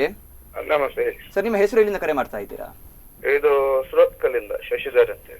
ಈಗಾಗಲೇ ಹೇಳಿದ ಹಾಗೆ ಸರ್, ಮೋಟಾರು ವಾಹನ ಮಸೂದೆಯಲ್ಲಿ ಸಾಕಷ್ಟು ಬದಲಾವಣೆ ಅನ್ನುವಂಥದ್ದು ಬಂದಿದೆ, ತಿದ್ದುಪಡಿಯನ್ನ ಕೂಡ ಮಾಡಿದ್ದಾರೆ. ಹೊಸ ಆದೇಶ ಅನ್ನುವಂಥದ್ದು ಇನ್ನೇನು ಕೆಲವೇ ದಿನಗಳಲ್ಲಿ ಜಾರಿಗೆ ಕೂಡ ಬರುತ್ತೆ. ಈ ಕುರಿತಾಗಿ ತಮ್ಮ ಅಭಿಪ್ರಾಯವನ್ನ ವ್ಯಕ್ತಪಡಿಸಬಹುದು ಸರ್? ಎಲ್ಲ ಮಾಡುದು ಒಳ್ಳೆಯದೇ, ಇವರು ಕಾನೂನು ಮಾಡುದು ಒಳ್ಳೆಯದೇ. ಆದ್ರೆ ನಾನು ಜಾಸ್ತಿಯಾಗಿ ಟೂರಲ್ಲಿ ಇರ್ತೀನಿ. ಈ ಮಂಗಳೂರು ಟ್ರಾಫಿಕ್ ನವರು ಕೆಲಸ ಮಾಡ್ತಾ ಇದ್ದಾರೆ, ಕೇಸ್ ಹಾಕ್ತಿದ್ದಾರೆ, ಸರಿ. ಆದ್ರೆ ಈ ಹಾಸನ, ಭಟ್ಕಳ ಇದೆಲ್ಲ ಕರ್ನಾಟಕದ ಒಳಗಿದೆ ಹೊರಗಿದೆ ಅಂತ ನಮ್ಗೊಂದು ಗೊತ್ತಾಗ್ಬೇಕು. ಯಾಕೆ ಹೇಳಿದ್ರೆ ಅಲ್ಲಿ ಅವರು ಹೆಲ್ಮೆಟ್ ಹಾಕುದೇ ಇಲ್ಲ. ನಮ್ಮ ಮಂಗಳೂರಲ್ಲಿ ಹಿಂದಿನವರು ಹೆಲ್ಮೆಟ್ ಹಾಕಿದ್ರೆ ಓಕೆ ಕೇಸ್ ಹಾಕ್ತಾರೆ, ಮುಂದಿನವರು ಹಾಕಿದ್ರೆ ಕೇಸ್ ಹಾಕ್ತಾರೆ. ಅದೇ ಅಲ್ಲಿ ಕಾನೂನು ಪರಿಪಾಲಿಸುವವರು ಇಲ್ವೇ ಇಲ್ವಾ? ಅವರಿಗೆ ಕಾನೂನು ಇಲ್ವಾ? ನಮ್ಗೆ ಅದೊಂದು ಗೊತ್ತಾಗ್ಬೇಕು ಅಷ್ಟೇ. ಅಂದ್ರೆ ಭೇದ ಭಾವ ಅನ್ನುವಂಥದ್ದು ಇರಬಾರ್ದು, ಎಲ್ಲ ಕಡೆಯಲ್ಲೂ ಕೂಡ ಸಮಾನವಾಗಿ ಇದು ಜಾರಿಗೆ ಬರಬೇಕು ಅನ್ನುವಂಥ ನಿಟ್ಟಿನಲ್ಲಿ. ಸೊ ದಂಡ ಜಾಸ್ತಿ ಆದಾಗ ಇದು ಸರಿಯಾಗಿ ಜಾರಿಗೆ ಬರುತ್ತೆ ಅಂತ ಅನ್ಸುತ್ತೆ ಎಲ್ಲೊಂದ್ ಕಡೆ. ಸೊ ಹಾಗಾಗಿ ಧನ್ಯವಾದ ಸರ್ ಕರೆ ಮಾಡಿದ್ದಕ್ಕೆ ತಮ್ಮ ಅಭಿಪ್ರಾಯಕ್ಕಾಗಿ. ಎಸ್ ರಾಘವೇಂದ್ರ ಅವರು ಈಗಾಗಲೇ ಹೇಳಿದ ಹಾಗೆ, ಕರೆ ಮಾಡಿದಂತ ವೀಕ್ಷಕರು ಕೂಡ ಹೇಳಿದ್ರು ಎಲ್ಲಾ ಕಡೆಗಳಲ್ಲೂ ಕೂಡ ಇದು ಜಾರಿಗೆ ಬರಬೇಕು. ಈಗಾಗಲೇ ಹೇಳಿದ ಹಾಗೆ ದಂಡ ಕೂಡ ಜಾಸ್ತಿಯಾಗಿ ಜಾರಿಗೆ ಬರಬಹುದು. ಸೊ ದಂಡವನ್ನ ಜಾಸ್ತಿ ವಿಧಿಸಿದ್ರೆ ಅಪಘಾತ ಅನ್ನುವಂಥದ್ದು ಕಮ್ಮಿ ಆಗುತ್ತಾ ಅಥವಾ ಜನರಿಗೆ ಅರಿವು ಮೂಡುತ್ತಾ ಅನ್ನುವಂಥದ್ದೇ ಪ್ರಮುಖವಾಗಿರುವ ಮುಖ್ಯವಾಗಿ ಇದೊಂದು ಉಪಕ್ರಮ. ದಂಡ ಹಾಕೋದು ಕೂಡ ಒಂದು ಒನ್ ಆಫ್ ದ ಉಪಕ್ರಮ ಅಂತ ಹೇಳ್ಬೋದು. ಅದೇ ಫೈನಲ್ ಅಲ್ಲ, ಅದಕ್ಕೆ ಬೇರೆ ಬೇರೆ ಮುಖ್ಯವಾಗಿ ಸರ್ ಹೇಳಿದ ಹಾಗೆ ರಸ್ತೆ ಭಾಳ ಇಂಪಾರ್ಟೆಂಟ್ ಆಗಿ, ರಸ್ತೆ ಕೂಡ ನಮಗೆ ಸರಿ ಇರಬೇಕು. ಅದೇ ರೀತಿ ಪೊಲೀಸರು ಕೂಡ ಕಾಯುವವರು ಕೂಡ ಅದು ಕರೆಕ್ಟ್ ಆಗಬೇಕು. ಈಗ ಇವರು ಕಾಲರ್ ಮಾತಾಡಿದ ಹಾಗೆ ಕೆಲವು ನಮ್ಮ ಉಡುಪಿ ದಕ್ಷಿಣ ಕನ್ನಡ ಜಿಲ್ಲೆಯಲ್ಲಿ ಒಂದು ಸ್ಟ್ರಿಕ್ಟ್ ಇದೆ, ಪೊಲೀಸ್ನವರೆಲ್ಲ ಪರ್ಫೆಕ್ಟ್ ಇದ್ದಾರೆ. ಬಟ್ ಕೆಲವು ಕಡೆ ಹೋದಾಗ ಪೊಲೀಸ್ ಎದುರೇ ಹೆಲ್ಮೆಟ್ ಹಾಕದೆ ಹೋದವ್ರು ನಾನು ಕಂಡಿದ್ದೇನೆ. ಈಗ ಒಂದು ಶಿರೂರು ಅಥವಾ ಆಚೆ ಹೋದಾಗ ಪೊಲೀಸ್ ಎದುರೇ ನಾನು ಕೇಳಿದ್ದೆ ಎಂತ ಪೊಲೀಸ್ ಇದ್ರಲ್ಲ ಅವ್ರು ಎಂತ ಮಾಡೋದಿಲ್ಲ ಅಂತ, ಆ ಟೈಪ್ ಬರ್ತದೆ. ಇನ್ನೊಂದು ಹೆಲ್ಮೆಟ್ ಬಗ್ಗೆ ಹೆಚ್ಚಾಗಿ ಇವತ್ತು ಹೆಲ್ಮೆಟ್ ಎಲ್ಲಿ ಖರೀದಿ ಮಾಡ್ತಂತ ಹೇಳಿದರೆ ರಸ್ತೆ ಬದಿಯಲ್ಲಿ ಹೆಲ್ಮೆಟ್ ಮಾಡೋರು ಇದ್ದಾರೆ ನಮ್ಮಲ್ಲಿ. ಅದು ಯಾವುದು ಕೂಡ ISI ಮಾರ್ಕ್ ಅಲ್ಲ, ಅದು ಇವರೇ ಒಂದು ವೈಟ್ ಪೈನಲ್ಲಿ ಬರೆಯೋದು ISI ಅಂತ ಹಾಕೋದು. ಆ ಹೆಲ್ಮೆಟ್ಗೆ ಒಂದು ವೇಳೆ ಆಕ್ಸಿಡೆಂಟ್ ಆದರೆ ಅದಕ್ಕೆ ಎಷ್ಟು ಇದಿರ್ಬೋದು, ಒಂದು 300 ರೂಪಾಯಿ 400 ರೂಪಾಯಿ ಒಳಗೆ ಹೆಲ್ಮೆಟ್ ಸಿಗ್ತದೆ. ಅವ್ರು ISI ಏಕೆಂದರೆ ಅದು ಎಂತಕ್ಕೆ ತಗೊಳ್ಳೋದು ಅಂದರೆ ಅವನ ಸೇಫ್ಟಿಗಾಗಿ ತಗೊಳ್ಳೋದಲ್ಲ, ಅವನಲ್ಲಿ ಪೊಲೀಸರು ಹಿಡಿತಾರಲ್ಲ, ಫೈನ್ ಹಾಕ್ತಾರಲ್ಲ, ಅದಕ್ಕೋಸ್ಕರ ನಾನು ಹೆಲ್ಮೆಟ್ ಹಾಕೋದಂತ. ಇದು ಆಗಬಾರ್ದು. ಇದು ಆ್ಯಕ್ಚುಲಿ ಇದು ಏನು ಕಾನೂನು ಮಾಡಿದ್ದಾರೆ ಇದು ಪರ್ಫೆಕ್ಟಾಗಿ ಜಾರಿ ಆಗಬೇಕು. ಇಲ್ಲಿ ಖಾಲಿ ಉಡುಪಿಯಲ್ಲಿ ಆಗೋದು ಅಥವಾ ದಕ್ಷಿಣ ಕನ್ನಡದಲ್ಲಿ ಆಗೋದು ಇದಲ್ಲ, ಇಡೀ ಆಲ್ ಓವರ್ ಇಂಡಿಯಾದಲ್ಲಿ ಪರ್ಫೆಕ್ಟ್ ಆದರೆ 100% ನಮ್ಮ ಮುಂದಿನ ದಿನಗಳಲ್ಲಿ ಆಕ್ಸಿಡೆಂಟ್ಗಳ ಸಂಖ್ಯೆ ಕಡಿಮೆ ಮಾಡಲಿಕ್ಕೆ ಆಗ್ತದೆ. Yes okay. ಸಂಕಪ್ಪ ಅವರು ಇನ್ನೊಂದು ವಿಚಾರ ಎಲ್ಲೋ ಒಂದು ಕಡೆ ನೋಡೋದಾದ್ರೂ ಕೂಡ ಈಗಾಗಲೇ ಹೇಳಿದ ಹಾಗೆ ರಸ್ತೆ ಸುರಕ್ಷತೆ ಅನ್ನುವಂಥದ್ದು, ರಸ್ತೆ ಸರಿ ಇಲ್ಲದೆ ಯಾರಾದರೂ ಅಪಘಾತಕ್ಕೆ ಒಳಗಾದ್ರೂ ಕೂಡ ಸಂಬಂಧಪಟ್ಟವರಿಗೆ ಶಿಕ್ಷೆಯನ್ನ ನೀಡುವಂತಹ ಒಂದು ವಿಚಾರ ಕೂಡ ಗಣನೆಗೆ ಬಂದಿರುವಂಥದ್ದು. ಸೊ ಇದು ಯಾವ ರೀತಿ ಜಾರಿಗೆ ಬರಬಹುದು? ನೋಡಿ, ಅಪಘಾತ ಆಗುವಂಥದ್ದು ಒಂದು ನಿಗ್ಲಿಜೆನ್ಸ್, ರೈಡಿಂಗ್ ಮಾಡುವಾಗ ಅವ ಚಲಾಯಿಸಿಕೊಂಡು ಹೋಗುವಾಗ ನೆಗ್ಲಿಜೆನ್ಸ್ನಿಂದ ಅಪಘಾತವಾಗ್ತದೆ. ಎರಡನೆಯದು ನೆಗ್ಲಿಜೆನ್ಸ್ ಜೊತೆಗೆ ನಮ್ಮ ದೇಶದಲ್ಲಿರುವಂತಹ ರಸ್ತೆಗಳು ಕಾಮಗಾರಿ, ಆ ಕಾಮಗಾರಿಯನ್ನು ಸರಿಯಾದ ರೂಪದಲ್ಲಿ ಸೈಂಟಿಫಿಕ್ ರೂಪದಲ್ಲಿ ಮಾಡಿದರೆ ಖಂಡಿತ ಅಪಘಾತ ಬರುವುದಿಲ್ಲ. ಇಂಥ ಸಂದರ್ಭದಲ್ಲಿ ನಾವು ಏನು ಮಾಡ್ಬೇಕಂದ್ರೆ ನೋಡಿ, ಫಾರ್ ಎಕ್ಸಾಂಪಲ್ ಈಗ ನ್ಯಾಷನಲ್ ಹೈವೇ ಎಲ್ಲ ಮಾಡಿದ್ದಾರೆ ಇಲ್ಲಿ, ನಮ್ಮ Udupi Mangaluru national highway rules and regulations ಪ್ರಕಾರ ಎರಡೂ ಸೈಡ್ಗಳಲ್ಲಿ ಫೆನ್ಸ್ ಮಾಡಬೇಕು, ಎರಡೂ ಸೈಡ್ಗಳಲ್ಲಿ. ಆಗ ಏನಾಗ್ತಂದ್ರೆ ಸೈಡ್ಗಳಲ್ಲಿ ಫೆನ್ಸ್ ಮಾಡಿದಾಗ ಎಲ್ಲಿ ಜೀಬ್ರಾ ಕ್ರಾಸಿಂಗ್ ಉಂಟು ಅಲ್ಲಿ ಮಾತ್ರ ಜನರು ಹೋಗ್ಲಿಕ್ಕೆ ಅವಕಾಶ ಇರ್ತದೆ. ಇದು ಒಂದು. ಎರಡನೇದಾಗಿ ನೋಡಿ, ಈ ಫೆನ್ಸ್ ಗಿನ್ಸ್ ಎಲ್ಲ ಹಾಕಿಲ್ಲ ಅಂತಾಗ ಈ ರೋಡ್ ಡಿವೈಡರ್ನ ಮಧ್ಯೆ ನೀವು ನೋಡಿರ್ಬೋದು, ನಮ್ಮ ನ್ಯಾಷನಲ್ ಹೈವೇ ಒಂದು ನ್ಯಾಷನಲ್ ಹೈವೇ ರೋಡ್ ಡಿವೈಡರ್ ಮಧ್ಯೆ ಎಷ್ಟಾಗಲಿರ್ಬೇಕಂತ ಹೇಳಿದ್ರೆ ಇದು ನಿಯಮ. ಎಷ್ಟಾಗಲಿರ್ಬೇಕಂದ್ರೆ ಒಂದು ವಾಹನವನ್ನು ನಿಲ್ಲಿಸಿದಾಗ, ಅಡ್ಡ ನಿಲ್ಲಿಸಿದಾಗ ಎರಡೂ ವಾಹನಗಳು, ಒಂದು ಹೋಗ್ಲಿಕ್ಕೆ ಒಂದು ಬರ್ಲಿಕ್ಕೆ ವಾಹನಗಳು ಸರಾಗಾಗಿ ಹೋಗ್ಬೇಕು. That is a principle. ಇಲ್ಲಿ ಏನಾಗಿದೆ ಅಂದ್ರೆ 2 ಫೀಟು ಇಲ್ಲ ಮಧ್ಯದ ಡಿವೈಡರ್. ಈ ಸಂದರ್ಭದಲ್ಲಿ ಇಲ್ಲಿ ಟರ್ನ್ ಆಗುವಾಗ ಆಚೆಯಿಂದ ಬಂದು ಬಡಿಯುತ್ತದೆ, ಡಿಕೋಡ್ ಅಂದ್ರೆ ಅನ್ಸೈಂಟಿಫಿಕ್. ಇದು ಅನ್ಸೈಂಟಿಫಿಕ್. ಇದನ್ನು ಸೈಂಟಿಫಿಕ್ ಆಗಿ ಮಾಡಬೇಕು, ಇದರಿಂದ ಕೂಡ ಅಪಘಾತ ಕಡಿಮೆ ಆಗ್ತದೆ. ನೆಕ್ಸ್ಟ್, ರೋಡ್ ಡಿವೈಡರ್ ನ ಮಧ್ಯೆ ವಾಟರ್ ಚಾನಲ್ ಇರ್ತಾರೆ ನೋಡಿ, ನೀರು ಹೋಗ್ಲಿಕ್ಕೆ ಈ ಸೈಡ್ ಇಂದ ಆ ಸೈಡ್ಗೆ. ಇದಕ್ಕೆ ಏನ್ ಮಾಡ್ಬೇಕು ಅವರು? ಇದಕ್ಕೆ ಅವರು ಮೆಟಲ್ ಯೂಸ್ ಮಾಡ್ಬೇಕು, ಅದಕ್ಕೆ ಕವರ್ ಮೆಟಲ್. ಇಲ್ಲದ್ರೆ ಏನ್ ಮಾಡ್ತಾರೆ, ಸೈಕಲ್ನವರು ಮೋಟಾರ್ ಬೈಕ್ನವರು ಇಲ್ಲಿ ಬಂದು ಅಲ್ಲಿ ಬರುವವರೆಗೆ ಆಕ್ಸಿಡೆಂಟ್ ಆಗ್ತದೆ. ಈಗ ಮೊನ್ನೆ ತಾನೇ ನಮ್ಮ ದುರ್ಗಾಂಬ ಮೋಟರ್ ಅಲ್ಲ, ಸುನಿಲ್ ಎಸ್ ಚಾತ್ರ, ಅವರು ಕೂಡ ಈ ಅಪಘಾತದಲ್ಲಿ ಆಕ್ಸಿಡೆಂಟ್ ಆದ ಇದೇ ರೀತಿ ನೋಡಿ. ವಾಟರ್ ಚಾನಲ್ ನಲ್ಲಿ ಅವರು ಮೆಟಲ್ ಯೂಸ್ ಮಾಡಲಿಲ್ಲ, ಅದು ಓಪನ್ ಇಟ್ಟಿದ್ರು, ಸೈಕಲ್ ನಾವು ಬಂದ, ಈ ಕಾರ್ ಹೋಗಿ ಡಿಕ್ಕಿ ಹೊಡಿತು, ಡಿಕ್ಕಿ ಹೊಡೆದಾಗ ಅದು ಪಲ್ಟಿ. This a fact. ಅದರಿಂದ ಇದು ಅನ್ಸೈಂಟಿಫಿಕ್. ಸೊ ಸರ್ಕಾರವೂ ಕೂಡ ಇದರಲ್ಲಿ ಹೊಣೆ ಉಂಟು, ಸರ್ಕಾರ ಕೂಡ ಜವಾಬ್ದಾರಿತವಾಗಿರ್ಬೇಕು. ಖಾಲಿ ನಾವು ಇದನ್ನು ಕಂಟ್ರೋಲ್ ತಂದಿದ್ದೇವೆ ಅಂತ ಹೇಳಿದ್ರೆ ಸಾಲದು, ಈಕ್ವಲಿ ಅದನ್ನು ಕೂಡ ಕರೆಕ್ಟ್ ಆಗಿ ಮೇಂಟೈನ್ ಮಾಡಬೇಕು. ಎಲ್ಲಾ ರಸ್ತೆಗಳನ್ನು ಕೂಡ ಸೈಂಟಿಫಿಕ್ ಆಗಿ ರಚನೆ ಮಾಡಿದ್ರೆ ಅಪಘಾತ 100% ಆಗೋದಿಲ್ಲ. ಹಾಗಾದ್ರೆ ಮೊದಲು ರಸ್ತೆಗಳು ಸರಿಯಾದ ಮೇಲೆ ಇದು ಬರ್ಬೇಕು. ಅಲ್ಲಲ್ಲ, ಈಕ್ವಲ್ ಒಟ್ಟೊಟ್ಟಿಗೆ ಬರ್ಬೇಕು, ಒಟ್ಟೊಟ್ಟಿಗೆ ಸರಿಯಾದ ಇದು ಒಟ್ಟೊಟ್ಟಿಗೆ ಬರ್ಬೇಕು. ಯಾಕಂದ್ರೆ ಮತ್ತೊಂದು ಹೇಳಿದ್ರೆ, ಕೆಲವು ಹಳ್ಳಿ ಪ್ರದೇಶದಲ್ಲಿ ಜನಸಾಮಾನ್ಯರ ಹಳ್ಳಿಯವರು ಪಾಪ, ಅವರಿಗೆ ನೀವು ಏನ್ ಅಮೆಂಡ್ಮೆಂಟ್ ಮಾಡಿದ್ರೆ ಅವ್ರಿಗೆ ಗೊತ್ತಿಲ್ಲ, ತಿದ್ದುಪಡಿ ಏನಾಗಿದೆ ಅಂತ ಅವ್ರಿಗೆ. ಅದಕ್ಕೆ ಶಾಲಾ ಕಾಲೇಜುಗಳಲ್ಲಿ ಒಂದು ಅವೇರ್ನೆಸ್ ಮಾಡಿ, ಯಾಕೆ ಶಾಲೆ ಕಾಲೇಜುಗಳಲ್ಲಿ ಯಾಕೆ ಅವೇರ್ನೆಸ್ ಮಾಡ್ಬೇಕಂದ್ರೆ, ಹಳ್ಳಿ ಪ್ರದೇಶ ಬರುವ ಮಕ್ಕಳು ಇರ್ತಾರೆ ಅಲ್ಲಿ, ಅವರಿಗೆ ಹೇಳಿದಾಗ ಅವರು ಹೋಗಿ ಮನೇಲಿ ಹೇಳ್ತಾರೆ ಹೀಗೆ ಮಾಡ್ಬೇಕಂತೇಳಿ. ಅಂದ್ರೆ ಅವೇರ್ನೆಸ್ ಮೂಡಿದಾಗ ಅದರಿಂದ ಕೂಡ ಅಪಘಾತವನ್ನು ಕಡಿತಗೊಳಿಸಬಹುದು. ಮತ್ತೆ ಈ ಲೈಸೆನ್ಸ್ಗಳು ಮತ್ತೆ ಇನ್ಸೂರೆನ್ಸ್ ಆಮೇಲೆ ಪರ್ಮಿಟ್, ಫಿಟ್ನೆಸ್ ಇದೆಲ್ಲವೂ ಕೂಡ ಸರಿಸಮಾನಾಗಿ ಇದ್ರೆ ಮಾತ್ರ, ಎಲ್ಲ ದಾಖಲೆ ಅಪ್ಡೇಟ್ ಇದ್ರೆ ಮಾತ್ರ ವಿಮಾ ಕಂಪನಿಯವರು ಕೊಡಬಹುದು, ಇಲ್ಲದ್ರೆ ಏನು ಕೊಡ್ಲಿಕ್ಕೆ ಕಷ್ಟ ಅಲ್ವಾ? ಹಾಗಾದ್ರೆ ಇದನ್ನೆಲ್ಲವನ್ನು ಗಮನದಲ್ಲಿ ಇಟ್ಟುಕೊಂಡಾಗ ಇವತ್ತು ಏನು ನಮ್ಮ ಲೋಕಸಭೆಯಲ್ಲಿ ಆ ಬಿಲ್ ಅನ್ನು ಪಾಸ್ ಮಾಡಿದ್ದಾರೆ ನೋಡಿ, ಅದು 100% ಪರ್ಫೆಕ್ಟ್. ಅದು ಎಲ್ಲರಿಗೂ ಅದರಿಂದ ನಮ್ಮ ದೇಶ ಉದ್ಧಾರ ಆಗ್ತದೆ, ಜನರು ಉದ್ಧಾರ ಆಗ್ತಾರೆ. ಮತ್ತೆ ನಮ್ಮ ದೇಶದ ಜನರು ಎಷ್ಟಿದ್ದಾರೋ ಅವರು ಫುಲ್ ರಕ್ಷಣೆಗೊಳಗಾಗ್ತಾರೆ, ಅವ್ರ ರಕ್ಷಣೆಯೂ ಆಗ್ತದೆ ಅದರ ಜೊತೆಗೆ. ಇದನ್ನೆಲ್ಲವನ್ನು ಮನದಲ್ಲಿ ಇಟ್ಟುಕೊಂಡೇ ಈ ಬಿಲ್ ಅನ್ನು ಇಂಟ್ರೊಡ್ಯೂಸ್ ಮಾಡಿದ್ದು. ಆದ್ದರಿಂದ ಈ ಬಿಲ್ ಇಂಟ್ರೊಡ್ಯೂಸ್ ಮಾಡಿದಲ್ಲಿ ಯಾವುದೇ ರೀತಿಯ ತಪ್ಪು ಇಲ್ಲ, ತಪ್ಪನ್ನುವಂಥದ್ದು ಇಲ್ಲ. ಇಲ್ಲ. ಯಾಕಂದ್ರೆ ಸಾರ್ವಜನಿಕರ ಒಂದು ಅಭಿಪ್ರಾಯದ ಸಂಗ್ರಹವನ್ನ ಮಾಡಬೇಕಿತ್ತು ಅನ್ನುವಂಥ ವಿಚಾರ ಕೂಡ ಎಲ್ಲೋ ಒಂದು ಕಡೆ. ನನ್ನ ಹೇಳೋದು ಸಾರ್ವಜನಿಕರನ್ನ ಅಭಿಪ್ರಾಯ ಪಡೆಯುವಂತ ಅವಶ್ಯಕತೆ ಇರುವುದಿಲ್ಲ. ಯಾಕಂದ್ರೆ ಅಲ್ಲಿ ಇಲ್ಲಿಂದ ಹೋದವರೇ ಲೋಕಸಭೆಯಲ್ಲಿ ಇರುವುದು, ನಮ್ಮ ರೆಪ್ರೆಸೆಂಟೇಟಿವ್ಸ್. ಅವರೆಲ್ಲ ಚರ್ಚೆ ಮಾಡಿದ ಮೇಲೆ ಇದು ಇಂಟ್ರೊಡ್ಯೂಸ್ ಆಗುವಂಥದ್ದು. ಅದರಿಂದ ಜನಪ್ರತಿನಿಧಿಗಳು ಅದನ್ನು ಯಾವಾಗ ಓಕೆ ಅಂತ ಹೇಳಿದ್ರೆ ಅದು ನಮಗೆ ಬೈಂಡಿಂಗ್. ಸೊ ಅದರಿಂದ ಜನಸಾಮಾನ್ಯರಲ್ಲಿ ಕೇಳಿ ಯಾವುದು ಮಾಡುವಂತಿಲ್ಲ. ಆದ್ರೆ ಎಲ್ಲೆಲ್ಲಿ ರಸ್ತೆಗಳು ತೊಂದರೆ ಆಗಿದೆ ಅದು ಜನಸಾಮಾನ್ಯರವರು ಹೇಳ್ಬೋದು, ಇಂಥದ್ದು ರಸ್ತೆಯನ್ನು ಆದಷ್ಟು ಬೇಗ ಮಾಡಿ. ಯಾಕಂದ್ರೆ ಈಗಾಗಲೇ ಒಂದು ಮಾತನ್ನು ನೀವು ಹೇಳಿದ್ರಿ, ಹಳ್ಳಿ ಭಾಗದ ಜನರಿಗೆ ಮಾಹಿತಿ ಅನ್ನುವಂಥದ್ದು ಇರೋದಿಲ್ಲ. ಒಮ್ಮೆಗೆ ಗಾಡಿಯನ್ನು ನಿಲ್ಲಿಸಿ ಇಷ್ಟು ಫೈನ್ ಅನ್ನು ಹಾಕಿ ಅಷ್ಟರ ತನಕ ಅಲ್ಲಿ ಯಾವ ಪೊಲೀಸರು ಕೂಡ ಬರೋದಿಲ್ಲ ಹಳ್ಳಿ ಪ್ರದೇಶಕ್ಕೆ. ಈಗ ಜಾರಿಯಾದ ಮೇಲೆ ಬರ್ತಾರೆ ಅಂತ ಹೇಳಿದಾಗ ಸೊ ಮಾಹಿತಿಯನ್ನ ನೀಡುವಂತ ಕೆಲಸವನ್ನ ಮಾಡಬೇಕು. ನಾನು ಹೇಳುದೇನೆಂದ್ರೆ, ಯಾವಾಗ ಒಂದು ವೆಹಿಕಲ್ ಖರೀದಿಸಲಿಕ್ಕೆ ಒಬ್ಬ ಮನುಷ್ಯನಿಗೆ ಆಗ್ತದೋ ಆ ಮನುಷ್ಯನ ವೆಹಿಕಲ್ ತೆಗೆದುಕೊಂಡ ಮೇಲೆ ಆ ವೆಹಿಕಲ್ ಏನೆಲ್ಲ ಬೇಕು ಎಂಬುದನ್ನು ಅರಿತುಕೊಳ್ಬೇಕು ಫಸ್ಟ್.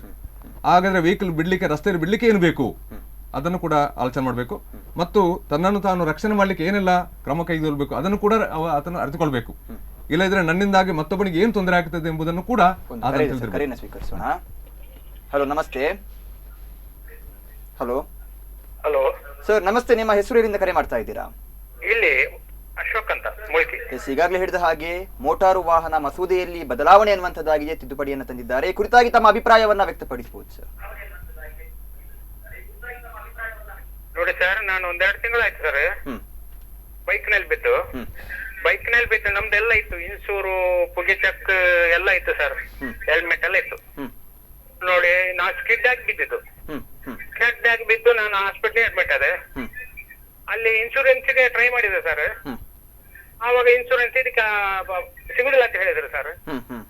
ನಾವು ಇನ್ಶೂರ್ ಎಲ್ಲ ಕಟ್ತೇವೆ, ಎಲ್ಲ ಕರೆಕ್ಟ್ ಇತ್ತು ನಮ್ದು ಸಲ. ಅದೇನ್ ಸರ್ ನಮ್ಗೇನು ಇಲ್ವೋ ಅದಕ್ಕೆ ಪರಿಹಾರ? ನೀವು ಈ ಪ್ರಶ್ನೆಯನ್ನ ಕೇಳಿದಾಗ ಏನಂತ ಉತ್ತರ ಬಂತು ಸರ್ ಅದಕ್ಕೆ? ಅದಕ್ಕೆ ಹೇಳಿದ್ರು, ಇಲ್ಲ ಸ್ಕಿಡ್ ಆಗಿ ಬಿದ್ದಿದ್ದಲ್ಲ, ಪಾರ್ಟಿ ಬೇಕು ನಮ್ಗೆ, ಎದುರುಗಡೆ ಪಾರ್ಟಿ ಬೇಕಂತ ಹೇಳಿದ್ರು ಸರ್. ಎಸ್ ಸರ್, ಈ ಕುರಿತಾಗಿ ಚರ್ಚೆಯನ್ನ ಮಾಡ್ತೀವಿ ನಾವು. ಎಸ್, ಕಾರ್ಯಕ್ರಮವನ್ನು ಮುಂದುವರಿಸೋಣ.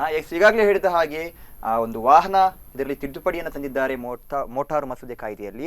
ಸೊ ಸಂಬಂಧಪಟ್ಟ ಹಾಗೆ ಜನರಿಗೆ ಇದು ಉಪಯೋಗವಾಗಬೇಕು, ಹಾಗೂ ಈ ಕುರಿತಾಗಿ ಮಾಹಿತಿಯನ್ನ ಕೂಡ ನೀಡಬೇಕಾಗಿರುವಂಥದ್ದು ಅಗತ್ಯವಾಗಿದೆ. ಎಲ್ಲೋ ಒಂದು ಕಡೆ ಕೆಲವು ಕಡೆಗಳಲ್ಲಿ ವ್ಯವಸ್ಥೆಯ ವೈಫಲ್ಯ ಅನ್ನುವಂಥದ್ದು ಕೂಡ ಕಾಣಿಸ್ತಾ ಇದೆ. ಅದನ್ನೇ ಯಾವ ರೀತಿ ಸರಿಪಡಿಸಬೇಕು ಈ ಕುರಿತು ಕೂಡ ಚಿಂತನೆಯನ್ನು ನಡೆಸಬೇಕಾಗಿರುವಂಥದ್ದು ಅಗತ್ಯವಾಗಿದೆ. ಈ ಕುರಿತಾಗಿ ನಾವು ಚರ್ಚೆಯನ್ನು ಮುಂದುವರಿಸ್ತೀವಿ. ಕಾರ್ಯಕ್ರಮ ಮುಂದುವರಿಯುತ್ತೆ ಸಣ್ಣ ವಿರಾಮದ ಬಳಿಕ.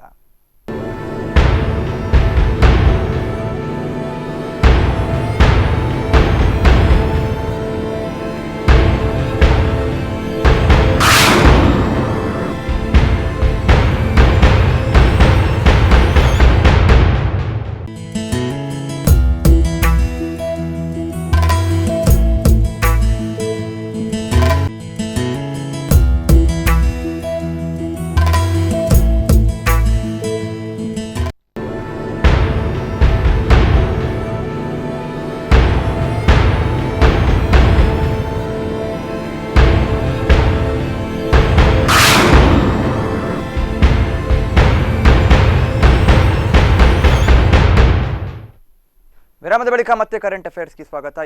ಈಗಾಗಲೇ ನಾವು ಹಿಡಿದ ಹಾಗೆ ವಾಹನ ಮಸೂದೆ, ಮೋಟಾರ್ ವಾಹನ ಮಸೂದೆಯಲ್ಲಿ ತಿದ್ದುಪಡಿ ಬಂದಿದೆ. ಈ ಕುರಿತಾಗಿ ಚರ್ಚೆಯನ್ನು ಮಾಡ್ತಾ ಇದ್ವಿ. ಯಾವ ರೀತಿಯ ಬದಲಾವಣೆಗಳಾಗಿದೆ ಈ ಕುರಿತಾಗಿ ಚರ್ಚೆಯನ್ನು ಮಾಡ್ತಾ ಇದ್ವಿ. ಕಾರ್ಯಕ್ರಮವನ್ನು ಮುಂದುವರಿಸೋಣ. ಎಸ್ ಸರ್, ಸಂಕಲ್ಪ ಅವರು ಈಗಾಗಲೇ ಹೇಳಿದ ಹಾಗೆ ಕರೆ ಮಾಡಿದಂಥ ವೀಕ್ಷಕರು ಹೇಳಿದರು, ತಮಗೆ ಇನ್ಶೂರೆನ್ಸ್ ಅನ್ನುವಂಥದ್ದು ಕ್ಲೇಮ್ ಆಗಲಿಲ್ಲ, ಸ್ಕಿಡ್ ಆಗಿ ನಾನು ಬಿದ್ದೆ. ಪ್ರಶ್ನೆಯನ್ನ ಮಾಡಿದ್ರು ಕೂಡ ಅದಕ್ಕೆ ಸರಿಯಾದ ರೀತಿಯಲ್ಲಿ ಯಾವುದೇ ಪ್ರತಿಕ್ರಿಯೆ ಸಿಕ್ಕಿಲ್ಲ ಅಂತ. ಈ ಕುರಿತಾಗಿ ಅವರಿಗೆ ಒಂದು ಉತ್ತರವನ್ನು ನೀಡಬಹುದು ಅಂತ. ನೋಡಿ, ಇದರಲ್ಲಿ ನೋಡ್ಬೇಕಾದ್ದು ಫಸ್ಟ್ ಅವರ ವಿಮಾ ಪಾಲಿಸಿಯನ್ನು ನೋಡ್ಬೇಕು. ವಿಮಾ ಪಾಲಿಸಿಯಲ್ಲಿ PA ಕ್ಲೇಮ್ ಅಂತ ಇದೆ, ಒಂದು ಲೈಬಿಲಿಟಿ ಕ್ಲಾಸ್ ನಲ್ಲಿ ಇದೆ. ಆ PA ಕ್ಲೈಮ್ ನಲ್ಲಿ 1 ಲಕ್ಷ, ಈಗೆಲ್ಲ ಅದು 15 lakhs ಆಗಿದೆ. ಮೊದಲೆಲ್ಲ 1 ಲಕ್ಷ. ಕೆಲವರು ಇನ್ಶೂರೆನ್ಸ್ ಕಂಪನಿಗೆ ಹೋದಾಗ ಅದನ್ನು ಹೇಳುದಿಲ್ಲ, ನಿಮಗೆ ಎಡಿಷನಲ್ ಪ್ರೀಮಿಯಂ ಕಟ್ಟಿ ನಿಮಗೆ 15 ಲಕ್ಷ ಸಿಗ್ತದೆ PA ಕ್ಲೈಮ್ ಅಂತ ಹೇಳಿ ಹೇಳುದಿಲ್ಲ. ಅವರು ನಿಮಗೆ ಪ್ರೀಮಿಯಂ ಕಡಿಮೆ ಆಗೋಗಲ್ಲ 1 ಲಕ್ಷ ಮಾಡಿಬಿಡ್ತಾರೆ. ಸೊ ಏನಿರಲಿ, PA ಕ್ಲೈಮ್ ಅಂತ ಅದರಲ್ಲಿ ಕ್ಲಾಸ್ ಬಂದಾಗ ಡೆತ್ ಆದರೆ 1 ಲಕ್ಷ ಅಥವಾ ಆರ್ 15 lakhs, ಅದು ನಮ್ಗೆ ಗೊತ್ತಿಲ್ಲ, depends upon the payment of premium. So 1 lakh ಅದು ಪರ್ಸನಲ್ ಆಕ್ಸಿಡೆಂಟ್. ನೋಡಿ, ಅವರು ಸ್ಕಿಡ್ ಆಗಿ ಬಿದ್ರು ಅಂತ ಹೇಳಿದ್ರಾಗ, ಸ್ಕಿಡ್ ಆಗಿ ಬಿದ್ದಾಗ ಅವ್ರಿಗೆ ಏಟಾಯ್ತು ಅಲ್ವಾ, ಏಟಾಗಿ ಏನಾಯ್ತು, whether he lost any limb or any organ, ಒಂದು ಲಿಂಬು ಹೋದ್ರೆ, ಒಂದು ಆರ್ಗನ್ ಹೋದ್ರೆ, ಕಣ್ಣು ಹೋಯ್ತು, ಕಿವಿ ಹೋಯ್ತು, ಇದೆಲ್ಲ ಡಿಸಬಿಲಿಟಿ. ಸೊ ಇದಕ್ಕೆ ಸಂಬಂಧಪಟ್ಟಾಗ ಏನಂದ್ರೆ, ಒಂದು ಆರ್ಗನ್ ಲಾಸ್ ಆದ್ರೆ ಅದು 50%, ಅಂದ್ರೆ 1 ಲಕ್ಷ ಇದ್ರೆ 50,000 ರೂಪಾಯಿ. ಅಥವಾ ಅವನಿಗೆ ಒಂದು ಮೆಡಿಕಲ್ ಎಕ್ಸ್ಪೆನ್ಸಸ್ ಆಗಿದೆ, he is definitely entitled to claim medical expenses, but limited to 1 lakh. ಅದು ಹಾಗೆ, ಅದು ಪ್ರೊಸೀಜರ್, ಅದು ಲಿಮಿಟೆಡ್ ಟು 1 lakh. ಡೆತ್ ಆದ್ರೆ 1 lakh ಫುಲ್. ಆದ್ರೆ ಮೆಡಿಕಲ್ ಎಕ್ಸ್ಪೆನ್ಸಸ್ ಈಗ ಅವರಿಗೆ 2 ಲಕ್ಷ ಎಲ್ಲ ಆಗಿದ್ರೆ ಅದು ಬರೋದಿಲ್ಲ. ಅವರು ಏನ್ ಮಾಡ್ಬೇಕಂದ್ರೆ ಇಮಿಡಿಯೇಟ್ ಇನ್ಶೂರೆನ್ಸ್ ಕಂಪನಿಯವರಿಗೆ ನೋಟಿಸ್ ಕೊಡ್ಬೇಕು. ಯಾಕಂತ ಹೇಳಿದ್ರೆ ಇನ್ಶೂರೆನ್ಸ್ ಕಂಪನಿಯವರಿಗೂ ಮತ್ತು ಈ ವೆಹಿಕಲ್ ಓನರ್ ಇದ್ದಾರಲ್ಲ, ಮಾಲೀಕರು, ಅವರಿಗೆ ಕಾಂಟ್ರಾಕ್ಟ್ ಇದೆ. It is an agreement. So agreement ಆದ ಕೂಡಲೇ ಕಂಡೀಷನ್. ಸೊ ಕಂಡೀಷನ್ಗೆ ಪ್ರಕಾರ ಅವ್ರು ಕೊಡಬೇಕು. ಕೊಟ್ಟಿಲ್ಲಂದ್ರೆ ಇಶ್ಯೂ ನೋಟಿಸ್ ಕೊಟ್ಟು ಅವರಲ್ಲಿ ನಾವು ಮೆಡಿಕಲ್ ಕ್ಲೈಮ್ ಅನ್ನು ಕೇಳಬಹುದು. ಅದು ಒರಿಜಿನಲ್ ಸೂಟ್ ಸೈಡ್ ಫೈಲ್ ಮಾಡಬೇಕು. ಸಿವಿಲ್ ಸೂಟ್ ಅಲ್ಲಿ ಫೈಲ್ ಮಾಡಿದಾಗ ಕ್ಲೈಮ್ ಆಗೇ ಆಗ್ತದೆ. ಎಸ್, ಒಂದು ಕರೆ ಇದೆ, ಕರೆನ ಸ್ವೀಕರಿಸೋಣ. ಹಲೋ, ನಮಸ್ತೆ. ಹಲೋ, ನಮಸ್ತೆ. ಸರ್, ನಿಮ್ಮ ಹೆಸರು ಎಲ್ಲಿಂದ ಕರೆ ಮಾಡ್ತಾ ಇದ್ದೀರಾ? ಉಡುಪಿಯಿಂದ. ಎಸ್, ಈಗಾಗಲೇ ವಾಹನ ಮಸೂದೆಯಲ್ಲಿ ತಿದ್ದುಪಡಿ ಅನ್ನುವಂಥದ್ದು ಬಂದಿದೆ ಸರ್. ಈ ಕುರಿತಾಗಿ ತಮ್ಮ ಅಭಿಪ್ರಾಯವನ್ನ ವ್ಯಕ್ತಪಡಿಸಬಹುದು. ನನ್ನ ಅಭಿಪ್ರಾಯ, ಇದು ಅಮೆಂಡ್ಮೆಂಟ್ ಮಾಡಿದ್ದು ಸರಿ, ಅಂದ್ರೆ ಫೈನ್ ಎಲ್ಲ ಜಾಸ್ತಿ ಮಾಡಿದ್ದಾರೆ. ಫೈನ್ ಜಾಸ್ತಿ ಆಯ್ತು ಅಂತ? ಫೈನ್ ಮಾಡಿದೆಲ್ಲ ಸರಿ, ಜಾಸ್ತಿ ಮಾಡಿದ್ರು ಅಂತ. ಕಾನೂನು ಉಲ್ಲಂಘನೆ ಮಾಡಿದ್ದು ಅದು ಅವರಿಗೆ, ಅಪರಾಧ ಮಾಡಿದವರಿಗೆ ಅದು ಫೈನ್, ಪೆನಾಲ್ಟಿ. ಆದ್ರೆ ಗುಂಡಿಗಳನ್ನು ಮುಚ್ಚಿದ್ದಾರೆ, ಟ್ಯಾಕ್ಸ್ ನಾವು ಕಟ್ಟುದು. ಪ್ರತಿಯೊಂದು ವಾಹನ ಸವಾರ ಒಂದು ವಾಹನ ತಗೊಳ್ಬೇಕು ಹೇಳಿದ್ರೆ ಅವನು ಟ್ಯಾಕ್ಸ್ ಕಟ್ತಾನೆ. ಅದು ಹಳ್ಳಿ ಇರ್ಲಿ, ನಗರ ಇರ್ಲಿ, ಪಟ್ಟಣ ಇರ್ಲಿ, ಯಾವುದೇ ಇರ್ಲಿ, ಸಿಟಿ ಇರ್ಲಿ, ಅಲ್ಲಿ ಗುಂಡಿ ಮುಚ್ಚಿದಾರು. ಗುಂಡಿಯಿಂದಾಗಿ, ಇದು ಹೊಂಡದಿಂದಾಗಿ ಎಷ್ಟು ಜನ ಸಾಯ್ತಿದ್ದಾರೆ ಆಕ್ಸಿಡೆಂಟ್ ಆಗಿ. ಹೌದು ಹೌದು ಹೌದು. ಅದಕ್ಕೆ ಇನ್ಶೂರೆನ್ಸ್ ಯಾರು ಕೊಡ್ತಾರೆ? ಯಾರು ಕೊಡುದಿಲ್ಲ. ಕೇಸ್ ಯಾರು ಕೊಡ್ತೀರಿ? ಅಲ್ಲಿ ಸಂಕಲ್ಪ ಲಾಯರ್ ಅವರು ಇದ್ದಾರೆ, ಅವ್ರಿಗೆ ಗೊತ್ತುಂಟು, ಅದ್ರ ಅನುಭವ ಅವ್ರಿಗೆ ತುಂಬಾ ಉಂಟು. ಅದ್ರ ಬಗ್ಗೆ ಯಾರು ಕ್ಯಾರ್ ತಗೊಳ್ತಿದ್ದಾರೆ? ಯಾರು ಇಲ್ಲ. ಗವರ್ಮೆಂಟ್ ಈಗ ಅದು ಮಾಡ್ತಾ ಉಂಟು ಅಮೆಂಡ್ಮೆಂಟ್. ಅದಕ್ಕೆ ಇದೇ ಅಮೆಂಡ್ಮೆಂಟ್ ಯಾರು ಮಾಡುದಿಲ್ಲ. ಇದು ಪಟ್ಟಣ ಪಂಚಾಯತ್ ಇರ್ಲಿ, ಗ್ರಾಮ ಪಂಚಾಯತ್ ಇರ್ಲಿ, ನಗರಸಭೆ ಇರ್ಲಿ, ಪುರಸಭೆ ಇರ್ಲಿ, ಯಾವುದೇ ಇರ್ಲಿ, ಇದೊಂದು ಕಾರ್ಪೊರೇಟ್ ಇರ್ಲಿ, ಪ್ರತಿಯೊಂದು ನಗರದಲ್ಲಿ ಹಿಡಿದದ್ದು ಹಳ್ಳಿಯಿಂದ ನಗರ ತನಕ ಹೊಂಡದಿಂದ ಎಷ್ಟು ಆಕ್ಸಿಡೆಂಟ್ ಆಗ್ತಾ ಉಂಟು? ನನ್ನ ಲೆಕ್ಕದಲ್ಲಿ 30% ಆಕ್ಸಿಡೆಂಟ್ ಡೆತ್ ಆಗುದು ಇದು ಹೊಂಡದಿಂದ. ಅದಕ್ಕೆ ಗವರ್ಮೆಂಟ್ ಏನಾದ್ರು ಸೊಲ್ಯೂಷನ್ ಕೊಡ್ತದಾ? ಸೆಂಟ್ರಲ್, ಅದಕ್ಕೆ ಅವರು ಅಂತ ಕೊಡಿ. ಧನ್ಯವಾದ ಕರೆ ಮಾಡಿದ್ದಕ್ಕೆ ಸರ್. ಈಗಾಗಲೇ ಹೇಳಿದ ಹಾಗೆ ಮನೋಜ್ ಅವರೇ ಒಂದು ವಿಚಾರವನ್ನ ಹೇಳ್ತಾರೆ. ಅಪಘಾತಗಳಿಗೆ ಅಥವಾ ದಂಡವನ್ನ ಕಟ್ಟುವಂತಹ ಒಂದು ವಿಚಾರವನ್ನ ಹೇಳಿದ್ದಾರೆ, ಸರಿ, ತಪ್ಪಲ್ಲ. ಆದ್ರೆ ಗುಂಡಿಗಳಿದೆ, ಹೊಂಡಗಳಿದೆ, ಇದನ್ನ ಯಾರು ಮುಚ್ಚುತ್ತಾರೆ ಅನ್ನುವಂಥ ಒಂದು ವಿಚಾರ. ವರದಿ ಇದೆ, 5 ಲಕ್ಷ ಅಪಘಾತ ಆಗಿದೆ ವಾರ್ಷಿಕವಾಗಿ, 1.5 ಲಕ್ಷ ಸತ್ತಿದ್ದಾರೆ ಜನರು ಅನ್ನುವಂಥದ್ದು.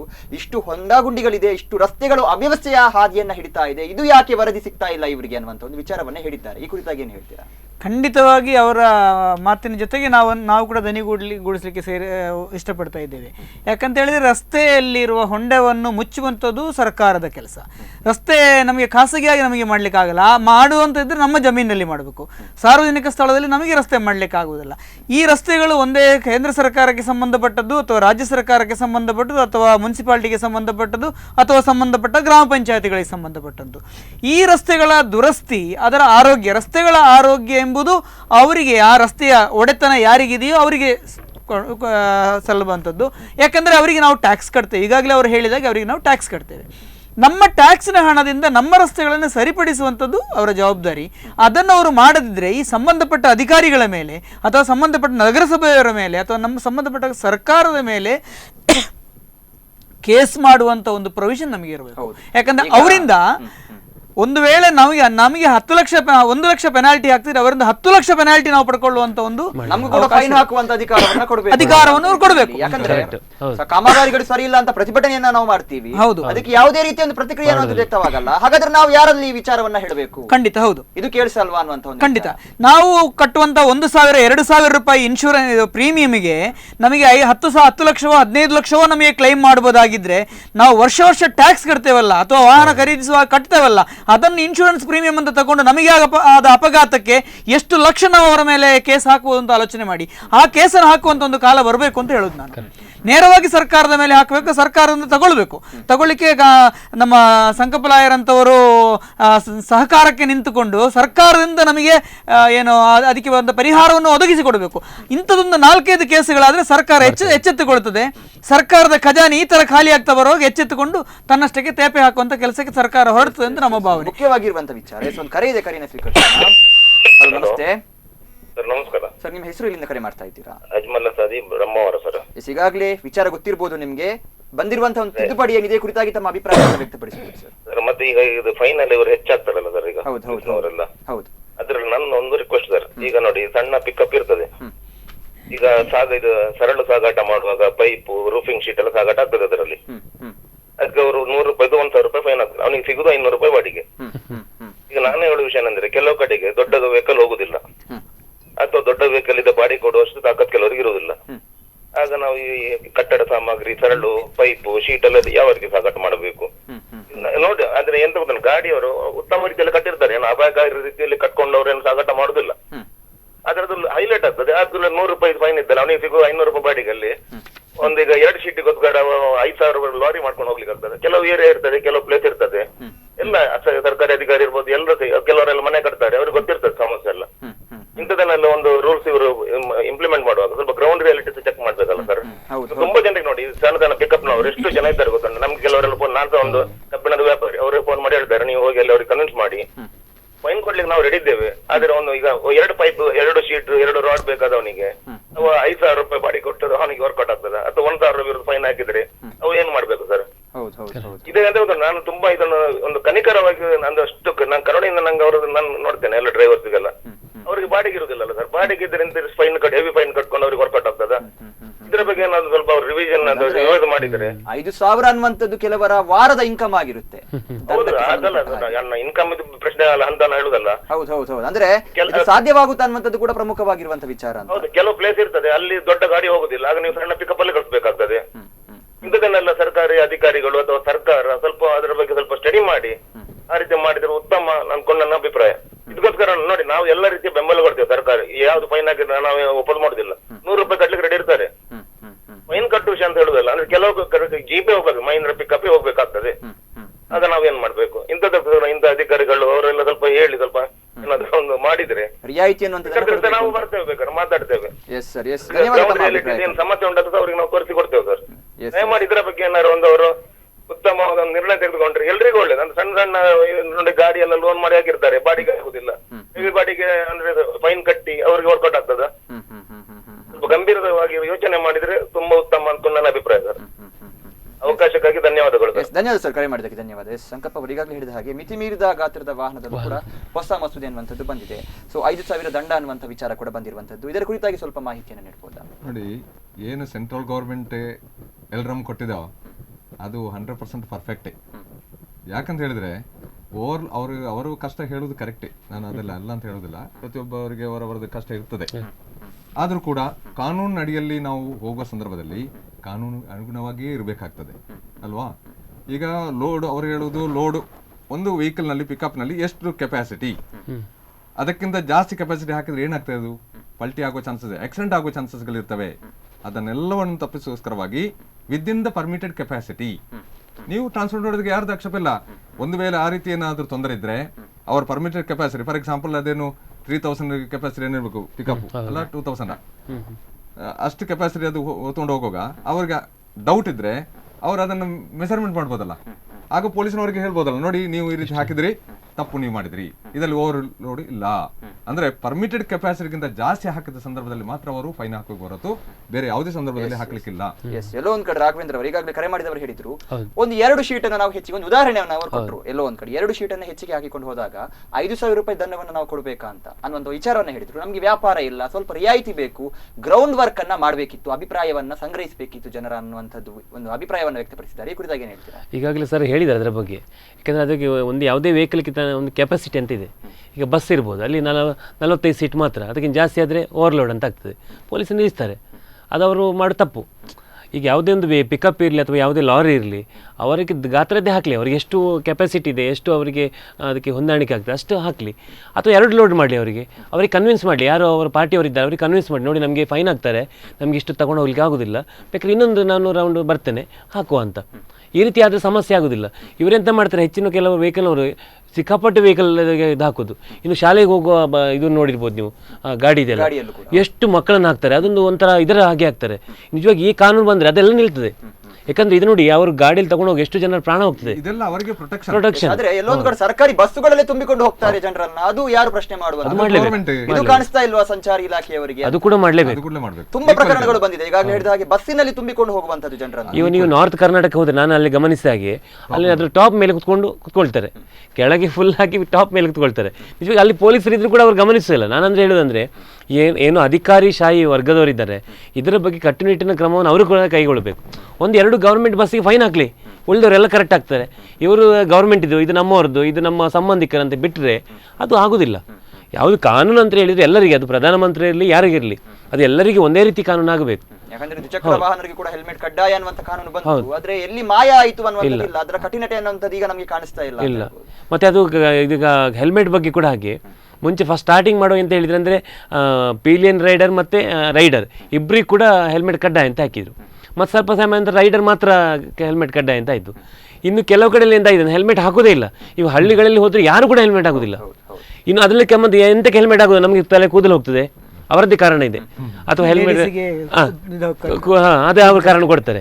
ಆ್ಯಕ್ಚುಲಿ ಅದು ಕೆಲವು ಕಾರಣ ಇರ್ಬೋದು, ಅದು ನಮಗೆ ಗೊತ್ತಾಗೋದಿಲ್ಲ. ಆದರೆ ಎಲ್ಲಿಯೂ ಕೂಡ ಈಗ ಹಳ್ಳಿಗಳಲ್ಲಿ ಬಂದು ಪೊಲೀಸರು ಒಂದು ಸಲ ಬಿಟ್ ಮಾಡಲಿ, ಅವರ ಟೈಮಿಂಗ್ಸ್ ಬಿಟ್ಟು ಮಧ್ಯದಲ್ಲಿ ಇದು ಮಾಡಲಿ, ಆಗ್ತದೆ. ಒಂದು ಕರೆ ಇದೆ, ಕರೆ ಸ್ವೀಕರಿಸೋಣ. ಹಲೋ, ನಮಸ್ತೆ. ಹಲೋ, ನಮಸ್ತೆ. ಹಲೋ ಸರ್, ನಿಮ್ಮ ಹೆಸರು ಇಲ್ಲಿಂದ ಕರೆ ಮಾಡ್ತಾ ಇದ್ದೀರಾ? ಸರ್, ನನ್ನ ಹೆಸರು ನಾಗರಾಜ್ ಅಂತ ಹೇಳಿ. ಎಸ್ ಸರ್, ಅಭಿಪ್ರಾಯವನ್ನು ವ್ಯಕ್ತಪಡಿಸಬಹುದು ಸರ್ ತಮ್ಮದು? ಸರ್, ನನ್ನ ಪ್ರಕಾರ ಇದೊಂದು ರೂಲ್ಸ್ ಬಂದ ನಿಜವಾಗಿ ಸ್ವಾಗತಾರ್ಹ. ಇದೊಂದು ಒಳ್ಳೆ ರೂಲ್ಸ್ ತಗೊಂಡಿದ್ದಾರೆ ಗವರ್ಮೆಂಟ್ನವರು. ಯಾಕಂದ್ರೆ ಹೇಳಿದ್ರೆ ಇದೊಂದು ಮುಂಚೆನೆ ಬರ್ಬೇಕಿತ್ತು. ಈಗಾಗ್ಲೇ ನೀವು ನೋಡಿರ್ಬೋದು, ಎಷ್ಟೊಂದು ರೋಡಲ್ಲಿ ಅಂದ್ರೆ ಆಕ್ಸಿಡೆಂಟ್ ಆಗುವಂತದ್ದು, ವಿತೌಟ್ ಹೆಲ್ಮೆಟ್ ಹೋಗಿ ಎಷ್ಟೊಂದು ಸಮಸ್ಯೆ ಎಲ್ಲ ಕ್ರಿಯೇಟ್ ಆಗಿದೆ. ನಮ್ಮ ಭಾರತದಲ್ಲಿ ಆಕ್ಚುಲಿ ಇದು ತುಂಬಾ ಲೇಟ್ ಆಗಿ ಬಂದಿದೆ ಮಾತ್ರ ರೂಲ್ಸ್ ಮಾತ್ರ ಇದು. ಈಗಾಗಲೇ ನೀವು ಅರಬ್ ಕಂಟ್ರೀಸ್ ಅಲ್ಲಿ ನೋಡಿರ್ಬೋದು, ಆಲ್ರೆಡಿ ನಿಮ್ಗೆ ಗೊತ್ತಿರ್ಬೋದು ವಿಷಯ. ಯಾಕಂದ್ರೆ ಒಂದು ಡ್ರಿಂಕ್ ಅಂಡ್ ಡ್ರೈವ್ ಅಲ್ಲಿ ಅರಬ್ ಕಂಟ್ರೀಸ್ ಅಲ್ಲಿ ಮಾಡಿದ್ರೆ 5,000 ದಿರಮ್ಸ್ ಫೈನ್ ಆಗ್ತಾರೆ. ಅಂದ್ರೆ ಇಂಡಿಯಾದ್ದು 94,092 ರೂಪಾಯಿ ಈಗಿನ ಕರೆನ್ಸಿ ರೇಟ್ ಪ್ರಕಾರ. ಇಷ್ಟು ಹೆವಿ ಫೈನ್ ಮಾಡಿದ್ರಗೋಸ್ಕರ ಅಲ್ಲಿ ಈಗ ಒಂದು ಟ್ರಾಫಿಕ್ ರೂಲ್ಸ್ ತುಂಬಾ ಕರೆಕ್ಟ್ ಆಗಿ ಚೆನ್ನಾಗಿ ನಡೀತಾ ಇದೆ. ಅಲ್ಲಿ ಆಗುವಷ್ಟು ಸಮಸ್ಯೆ ಉಂಟಲ್ಲ, ಇಲ್ಲಿ ಯಾವುದಿಲ್ಲ ಇಂಡಿಯಾದಲ್ಲಿ. ಅದಕ್ಕೋಸ್ಕರ ಅಂತ ಹೇಳಿದ್ರೆ ಇದೊಂದು ನಿಜವಾಗಿ ಒಂದು ಒಳ್ಳೆ ರೂಲ್ಸ್ ಇದು. ಆದ್ರೆ ಎಂತ ಹೇಳಿದ್ರೆ ಮಾತ್ರ ನಾವು ಪೊಲೀಸ್ ವರ್ಗದ ಮೇಲೆ ಸ್ವಲ್ಪ ಕಣ್ಣಿಡ್ಬೇಕು. ಯಾಕಂದ್ರೆ ಈಗಾಗಲೇ ಸಣ್ಣ ಪುಟ್ಟ ಕೇಸ್ ಹಾಕಿ ಜನರಿಗೆ ತೊಂದರೆ ತುಂಬಾ ಮಾಡ್ತಿದ್ದಾರೆ. ಕೆಲವು ಕಡೆ ನೋಡಿರ್ಬೋದು, ಮೊನ್ನೆ ಸಮೇತ ಟಿವಿ ಎಲ್ಲ ನೋಡಿದ್ದೆ, ಬಂಟ್ವಾಳದಲ್ಲಿ ಒಂದ್ ಕಡೆ ಪೊಲೀಸ್ನವರು ಅಂದ್ರೆ ವಿನಾಕಾರಣ ಅವರಿಗೆ ಫೈನ್ ಹಾಕಿ ಅವರಿಗೆ ತೊಂದರೆ ಕೊಡುವಂತ ಎಲ್ಲ ಆಗ್ತಾ ಇದೆ. ಹಾಗಾಗಿ ಅಧಿಕಾರಿಗಳು ಅದ್ರ ಮೇಲೆ ಒಂದು ದಯವಿಟ್ಟು ಗಮನ ಹರಿಸಿ ಒಂದು ಕರೆಕ್ಟ್ ಆಗಿ ಒಂದು ಅವರ ಮೇಲೆ ಒಂದು ಕಂಟ್ರೋಲ್ ತಗೊಂಡ್ಬರ್ಬೇಕು ಅಷ್ಟೇ. ಅಂದ್ರೆ ವಿನಾಕಾರಣ ಜನರಿಗೆ ತೊಂದರೆ ಕೊಡಬಾರ್ದು, ಇಂಥ ಎಲ್ಲ ಫೈನ್ ಹಿಡ್ಕೊಂಡು ಕರೆಕ್ಟ್ ಆಗಿ ಎಲ್ಲ ರೂಲ್ಸ್ ಫಾಲೋ ಮಾಡ್ಬೇಕಂತ ಹೇಳಿ ನಾನು ಹೇಳ್ಕೊಳ್ತೇನೆ ಅಷ್ಟೇ. ಮನೋಜ್ ಅವರು ಈಗಾಗಲೇ ಹೇಳಿದ ಹಾಗೆ, ಸೊ ಪೊಲೀಸ್ ಅವರು ಕೂಡ ನಿಗಾ ಇಡಬೇಕು. ಇನ್ನೊಂದು ವಿಚಾರ ಎಲ್ಲೋ ಒಂದು ಕಡೆ ಹೇಳೋದಾದ್ರೂ ಕೂಡ, ಮೊದಲೆಲ್ಲ ಒಂದು ಅಪಘಾತ ಆದಾಗ ಯಾರು ಕೂಡ ಮುಂದೆ ಬರ್ತಾ ಇರಲಿಲ್ಲ. ಅಂದ್ರೆ ನಾವು ಕೋರ್ಟಿಗೆ ಹೋಗ್ಬೇಕು, ಅಲಿಬೇಕು ಅನ್ನುವಂತ ನಿಟ್ಟಿನಲ್ಲಿ. ಆದ್ರೆ ಇದರಲ್ಲೂ ಕೂಡ ಈಗ ತಿದ್ದುಪಡಿಯನ್ನು ತಂದಿದ್ದಾರೆ. ಸುಮ್ನೆ ಯಾರಿಗೂ ಕೂಡ ಕಿರಿಕಿರಿಯನ್ನ ಮಾಡುವಂತ ವಿಚಾರ ಇಲ್ಲ. ಒಂದು ಅಪಘಾತ ಆಯಿತು, ಅವರನ್ನ ತೆಗೆದುಕೊಂಡು ಹೋಗಿ ಆಸ್ಪತ್ರೆಗೆ ಸೇರಿಸಿದ್ರು ಕೂಡ ವಿನಾಕಾರಣ ಇವರಿಗೆ ಕಿರಿಕಿರಿಯನ್ನ ಮಾಡುವಂತಹ ಒಂದು ವಿಚಾರವನ್ನ ಕೂಡ ಈಗಾಗಲೇ ರದ್ದುಗೊಳಿಸುವಂತಹ ಒಂದು ತೀರ್ಮಾನಕ್ಕೂ ಕೂಡ ಬಂದಿದ್ದಾರೆ. ಈ ಕುರಿತಾಗಿ ಏನ್ ಹೇಳ್ತೀರಾ? ಬಹಳ ಸ್ವಾಗತಾರ್ಹ ಕ್ರಮ. ಯಾಕಂತ ಹೇಳಿದರೆ ಅಲ್ಲಿ ವ್ಯಕ್ತಿಯ ಪ್ರಾಣ ಇಂಪಾರ್ಟೆಂಟ್ ಆಗುತ್ತೆ ವಿನಃ ಅಪಘಾತ ಆದ ಸ್ಥಳ, ಅದು ಅದರ ನಿಯಮಗಳು ಅದೆಲ್ಲ ಅಲ್ಲಿ ಇಂಪಾರ್ಟೆಂಟ್ ಆಗಿರುವುದಿಲ್ಲ. ಆ ಒಂದು ಏನು ಕಡೆಯ ಕ್ಷಣಗಳಲ್ಲಿ ಆಕ್ಸಿಡೆಂಟ್ ಆದ ಮೊದಲ 1 ಗಂಟೆ ಏನು ಗೋಲ್ಡನ್ ಅವರ್ ಅಂತೇಳಿ ಹೇಳ್ತೇವೆ, ಆ 1 ಗಂಟೆ ಒಳಗಾಗಿ ಆ ವ್ಯಕ್ತಿಗೆ ಬೇಕಾದಂಥ ಚಿಕಿತ್ಸೆ ಲಭ್ಯವಾದರೆ ಖಂಡಿತವಾಗಿಯೂ ಆ ವ್ಯಕ್ತಿ ಪ್ರಾಣಾಪಾಯದಿಂದ ಪಾರಾಗಲಿಕ್ಕೆ ಸಾಧ್ಯತೆ ಇದೆ. ಎಲ್ಲೋ ಒಂದು ಕಡೆ ರಕ್ತಸ್ರಾವ ಆಯ್ಕೊಂಡು, ಯಾಕೆಂದರೆ ನಾನು ಕೂಡ ಅನುಭವಿಸುವ 2015ನೇ ಇಸ್ವಿ ನವೆಂಬರ್ ತಿಂಗಳಲ್ಲಿ ನಾನು ಕೂಡ ಆಕ್ಸಿಡೆಂಟಿಗೆ ಒಳಪಟ್ಟು ಮತಿಯನ್ನು ಕಳ್ಕೊಂಡು ಇಂಬೆ ಪೋಯೆ ಅಂತೇಳಿ ಇದೆ ಕಡಿಯಾಳಿಯ ರಸ್ತೆ ಒಂದರೊಳಗೆ ಬಿದ್ದಿದೆ. ಇಂಬೆ ಪೋಯೆ ಅಂತೇಳಿ ಜನ ಲೆಬಲ್ ಮಾಡಿದಲ್ಲಿಂದ ಅಲ್ಲಿ ಒಬ್ಬರು ಮಕ್ಕಳನ್ನು ರಸ್ತೆ ದಾಟಿಸಿರೋ ಅಬೂಬಕರ್ ಸಾಹೇಬರು ಅಂತ ಇದ್ರು, ಅವರಿಗೆ ಶ್ರದ್ಧಾಂಜಲಿ ಅರ್ಪಿಸ್ತೇನೆ. ಅವರು ಇವತ್ತಿಲ್ಲ ನಮ್ಮ ಜೊತೆಗೆ. ಅವರು ನನ್ನನ್ನು ಎಲ್ಲ ಯಾವುದು ರಿಕ್ಷಾದಲ್ಲಿ ಹಾಕ್ಕೊಂಡು ಹಾಸ್ಪಿಟ್ಲಿಗೆ ತಲುಪಿಸಿದ ಕಾರಣ 10-15 ನಿಮಿಷದೊಳಗೆ ಹಾಸ್ಪಿಟ್ಲ್ ತಲುಪಿಸಿದ ಕಾರಣ ನಾನು ಇವತ್ತು ನಿಮ್ಮ ಜೊತೆ ಇದ್ದೇನೆ. ಸೊ ಇಂಥ ಸಂದರ್ಭದಲ್ಲಿ ನಾನು ಹೇಳುವಂಥದ್ದು, ಆಗುವಂತಹ ಈ ಅಪಘಾತ ಆಗುವಾಗ ವ್ಯಕ್ತಿಯ ಪ್ರಾಣ ಇಂಪಾರ್ಟೆಂಟ್ ಆಗುತ್ತೆ, ಜೀವ ಇಂಪಾರ್ಟೆಂಟ್ ಆಗುತ್ತೆ ವಿನಃ ಬೇರೆ ಯಾವುದೂ ಇಂಪಾರ್ಟೆಂಟ್ ಆಗಿರೋದಿಲ್ಲ. ಈ ಥರ ಜೀವರಕ್ಷಣೆ ನಿಂತವರನ್ನು ಪೊಲೀಸರು ಸಾವಿರ ಪ್ರಶ್ನೆ ಕೇಳಿ ಚಿತ್ರಹಿಂಸೆ ಕೊಟ್ಟು ನೀವು ಬರಬೇಕು, ಕೋರ್ಟಿಗೆ ಬರಬೇಕು, ಅಲ್ಲಿ ದಸ್ಕತ್ ಹಾಕಿ ಸಾಕ್ಷಿ ಹೇಳಿ ನೀವು ನೋಡಿದ್ದೀರಾ, ಅವ್ರದ್ದು ತಪ್ಪ ಇವ್ರದ್ದು ತಪ್ಪ, ಈ ಸಾವಿರ ಪ್ರಶ್ನೆಗಳನ್ನು ಕೇಳಿ ಚಿತ್ರಹಿಂಸೆ ಕೊಡೋದು ನಿಲ್ಲಿಸಿದ್ರಲ್ಲ, ಬಹಳ ಒಳ್ಳೆಯ ಕೆಲಸವನ್ನು ಮಾಡಿದ್ದಾರೆ. ಅಂದಾಗೆ ಇವರು ಈಗಾಗಲೇ ಹೇಳಿದಾಗೆ ಈ ಪೊಲೀಸರು ಅವರ ಮೇಲೆ ಅಂದರೆ ಅವರು ವಿನಾಕಾರಣ ಕೇಸ್ ಹಾಕೋದ್ರ ಬಗ್ಗೆ ಕೂಡ ನನಗೆ ಹೇಳಲಿಕ್ಕೆ ಇಷ್ಟಪಡ್ತಿದ್ದೇನೆ. ಒಂದು ಕಡೆಯಲ್ಲಿ ನಮ್ಮದು ಫೈನ್ ಹಾಕಿದ್ದು ಇಷ್ಟು ಒಳ್ಳೆಯದು ಅಂತ ಭಾವಿಸಿದರೆ ಕೂಡ ಜನ ಇಷ್ಟು ದೊಡ್ಡ ಹೆವಿ ಫೈನ್ ಕಟ್ಟುವ ಬದಲು ಜುಜುಬಿ 100-200 ಲಂಚ ಕೊಟ್ಟುಕೊಂಡು ತಪ್ಪಿಸಿಕೊಳ್ಳೋಣ ಅಂತೇಳಿ ಒಂದು ಭಾವನೆಯನ್ನು ಬೆಳೆಸಿಕೊಳ್ಳೋದಕ್ಕೂ ಈ ಕಾನೂನಿಂದ ಚಾನ್ಸಸ್ ಇದೆ ಅಂತ ಭಾವಿಸ್ತೇನೆ. ಹಾಗಾಗಿ ಈ ಪೊಲೀಸರು ಎಲ್ಲೆಲ್ಲಿ ನಿಲ್ತಾರೆ ನೋಡಿ, ಅಲ್ಲೆಲ್ಲ ರಸ್ತೆಗಳಲ್ಲಿ CC ಕ್ಯಾಮರಾಗಳನ್ನು ಅಳವಡಿಸಬೇಕು. ಪೊಲೀಸರಿಗೆ ಸರ್ಕಾರ ಅಂದರೆ ಜಂಕ್ಷನ್ಗಳಲ್ಲಿ ಜನ ತಪ್ಪಿಸಿಕೊಳ್ಳಲಿಕ್ಕೆ ಸಾಧ್ಯ ಇಲ್ಲದಂಥ ಕಡೆಗಳಲ್ಲಿ CC ಕ್ಯಾಮರಾಗಳನ್ನು ಅಳವಡಿಸಿ ನೇರವಾಗಿ CC ಕ್ಯಾಮರಾ SP ಅವರ ಆಫೀಸ್ನಲ್ಲಿ ಮಾನಿಟರ್ ಮಾಡುವಂಥ ಕಂಡೀಷನಲ್ಲಿ ಇಟ್ಕೊಂಡು ಆ ಜಾಗದಲ್ಲಿ ಮಾತ್ರ ಪೊಲೀಸರು ಈ ರೀತಿಯಲ್ಲಿ ಜನರನ್ನು ನಿಲ್ಲಿಸಬೇಕು, ಜನರ ಹತ್ರ ದಂಡವನ್ನು ವಸೂಲು ಮಾಡಬೇಕು ಅಂತ ಕಾನೂನು ತುಂಬ ಬಿಗಿಯಾಗಿ ತರಬೇಕು. ಆವಾಗ ಏನಾಗುತ್ತೆ, ಸಂಪೂರ್ಣ ಚಿತ್ರಣ ಅವರಿಗೆಲ್ಲ ಸಿಗುತ್ತೆ. ರಾಂಗ್ ಸೈಡಲ್ಲಿ ಬಂದಿದ್ದಾರಾ, ಹೆಲ್ಮೆಟ್ ಇಲ್ಲದೆ ಬಂದಿದ್ದಾರಾ, ಅಥವಾ ಹೆಡ್ಲೈಟ್ ಹಾಕೊಂಡು ಬಂದಿದ್ದಾರಾ, ಹೆಡ್ಲೈಟ್ ಇಲ್ವಾ, ಅಥವಾ ಇನ್ನು ಏನಿದೆ ಅದನ್ನೆಲ್ಲವನ್ನೂ ನೇರವಾಗಿ ನಾಳೆ ತಕರಾರುಗಳು ಬಂದಾಗ CC ಕ್ಯಾಮರಾ ಫುಟೇಜ್ಗಳು ಉಪಯೋಗಕ್ಕೆ ಬರುತ್ತೆ. ಅಥವಾ ಪೊಲೀಸರು ಲಂಚ ತಗೊಂಡು ಬಿಡ್ತಿದ್ದಾರೆ, ಪ್ರತಿಯೊಂದು ಕೂಡ ಮಾನಿಟರ್ ಮಾಡಲಿಕ್ಕೆ ಸಾಧ್ಯ ಆಗುತ್ತೆ ಅಂತ ನನ್ನ ಭಾವನೆ. ಅದೇ ರೀತಿಯಲ್ಲಿ ಇನ್ನೊಂದು, ಈ ಮರಳು ಸಾಗಾಣಿಕೆ ವಾಹನಗಳು, ಹೊಯ್ಗೆ ಅಥವಾ ಇನ್ನು ಮಣ್ಣು ಸಾಗಾಣಿಕೆ ವಾಹನಗಳು, ಇದರಿಂದ ಈ ದ್ವಿಚಕ್ರ ಸವಾರರಿಗೆ ಬಹಳಷ್ಟು ತೊಂದರೆ ಆಗ್ತದೆ. ಅವರಿಗೆ ಬೇಕಾದಷ್ಟು ಪ್ರೊಟೆಕ್ಷನ್ ತಗೊಳ್ಳೋದಿಲ್ಲ, ಅವರ ಪಾಡಿಗೆ ಹೋಗ್ತಾ ಇರ್ತಾರೆ, ಮಣ್ಣು ಬೀಳಿಸ್ಕೊಂಡು ಹೋಗ್ತಾ ಇರ್ತಾರೆ. ಹಿಂದಿನಿಂದ ಬಂದವರ ಕಣ್ಣಿಗೆ ಈ ಮಣ್ಣು ಧೂಳು ಹಾರ್ತಾ ಇರುತ್ತೆ, ರಸ್ತೆ ಕಾಣುವುದಿಲ್ಲ, ಅಥವಾ ಹೋಗ್ತಾ ಇರುವಾಗ ದಿಢೀರ್ ಒಮ್ಮಿಂದೊಮ್ಮೆಲೆ ಧೂಳು ಕಣ್ಣಿಗೆ ಬರುತ್ತೆ, ಏನಾಗುತ್ತೆ, ಬ್ಲ್ಯಾಕ್ಔಟ್ ಆಗಿಬಿಡ್ತಾರೆ. ಜೊತೆಯಲ್ಲಿದ್ದವರೆಲ್ಲ ಸೇರಿ ರಸ್ತೆಗೆ ಬಿದ್ದದ್ದು ಅಪಘಾತಗಳಾದ ಉದಾಹರಣೆಗಳು ಬಹಳಷ್ಟು ಜಾಸ್ತಿ ಇದೆ. ಇದೇ ಸ್ಕಿಡ್ ಆದ್ರೆ ಮತ್ತೆ ನಾಳೆ ಆವಾಗಲೇ ಒಬ್ಬರು ನಮ್ಮ ಮಿತ್ರರು ಕಾಲ್ ಮಾಡಿ ಹೇಳಿದಾಗೆ ಸ್ಕಿಡ್ ಆದ್ರೆ ಇನ್ಶೂರ್ ಕೂಡ ಕ್ಲೈಮ್ ಆಗುದಿಲ್ಲ ಅಂತ ಹೇಳ್ತಾರೆ.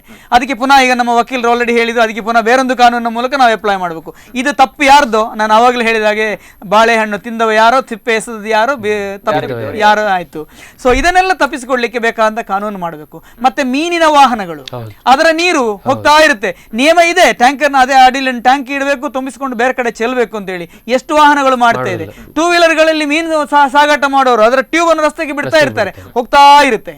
ಇನ್ನೊಂದು ಬಹಳ ಬೇಸರದ ವಿಚಾರ ಅಂತ ಹೇಳಿದ್ರೆ, ಹೆವಿ ವೆಹಿಕಲ್ ಇದೆ, ಲಾರಿ, ಹೆವಿ ಅಂದ್ರೆ 12 ಚಕ್ರ 16 ಚಕ್ರದ ಲಾರಿಗಳೆಲ್ಲ ಹೋಗುವಾಗ ಅವರು ಎಡಬದಿಯಲ್ಲಿ ಹೋಗದೆ ಬಲಬದಿಯಲ್ಲಿ ಸಂಚರಿಸ್ತದೆ. ಅವರನ್ನು ಓವರ್ಟೇಕ್ ಮಾಡ್ಬೇಕಾದ್ರೆ ಎಡಬದಿಯಿಂದ ಓವರ್ಟೇಕ್ ಮಾಡಬೇಕು ಅಂತ ಒಂದು ಅಪಾಯ ಈಗ ಹೈವೇಗಳಲ್ಲಿ ಕೂಡ, ಎಸ್ಪೆಷಲಿ ಅಪ್ಪುಗಳಲ್ಲಿ ಹೋಗುವಾಗ ನನಗೆ ಡೈಲಿ ಉಡುಪಿಯಿಂದ ಮಣಿಪಾಲಕ್ಕೆ ಹೋಗಿ ಯಾವತ್ತೂ ನನಗೆ ಕಾಣಲಿಕ್ಕೆ ಸಿಗುತ್ತೆ, ಯಾವತ್ತು ಈ ದೊಡ್ಡ ಲಾರಿಗಳು ಎಡಬದಿಯಲ್ಲಿ ಚಲಿಸುವುದೇ ಇಲ್ಲ, ಅವರು ರಾಂಗ್ ಸೈಡಲ್ಲೇ ಚಲಿಸುದು. ಇವರ ಮೇಲೆ ಆಕ್ಷನ್ ತಗೊಳ್ಳಿಕ್ಕೆ ನೋಡಬೇಕು, ಯಾಕಂದ್ರೆ ಅವರು ರಾಂಗ್ ಸೈಡಲ್ಲಿ ಹೋಗ್ತಿರ್ತಾರೆ, ಅವರನ್ನು ಓವರ್ಟೇಕ್ ಮಾಡ್ಲಿಕ್ಕೆ ನಾವು ತಪ್ಪು ಮಾಡಬೇಕು, ಇಲ್ಲಾಂದ್ರೆ ಅವರು ಹಿಂದೆನೇ ಹೋಗ್ಬೇಕು. ನಾವು ಅವರಂತೂ ಹೋಗುದು 10 ಕಿಲೋಮೀಟರ್ ಸ್ಪೀಡಿಂದ ಜಾಸ್ತಿ ಹೋಗೋಲ್ಲ, ಯಾಕಂದ್ರೆ ತುಂಬಾ ಹೆವಿ ಆಗಿರುತ್ತೆ. ಸೊ ಅದನ್ನು ಅವರನ್ನು ಫಾಲೋ ಮಾಡಿ ಹೋಗಿ ನಾವು ಓವರ್ಟೇಕ್ ಮಾಡಬೇಕಾದ್ರೆ 2 ವೀಲರ್ ಇರಲಿ 4 ವೀಲರ್ ಇರಲಿ ಎಡಬದಿಯಿಂದ ಓವರ್ಟೇಕ್ ಮಾಡಬೇಕು. ಅಲ್ಲಿ ಕಾನೂನನ್ನು ಉಲ್ಲಂಘನೆ ಮಾಡಿದಾಗ ಆಯಿತು. ಅದೇ ಮುಂದಿನ ಗಾಡಿಗೆ ತಾಗುವಂಥ ಚಾನ್ಸಸ್ ಕೂಡ ಬಹಳಷ್ಟಿದೆ.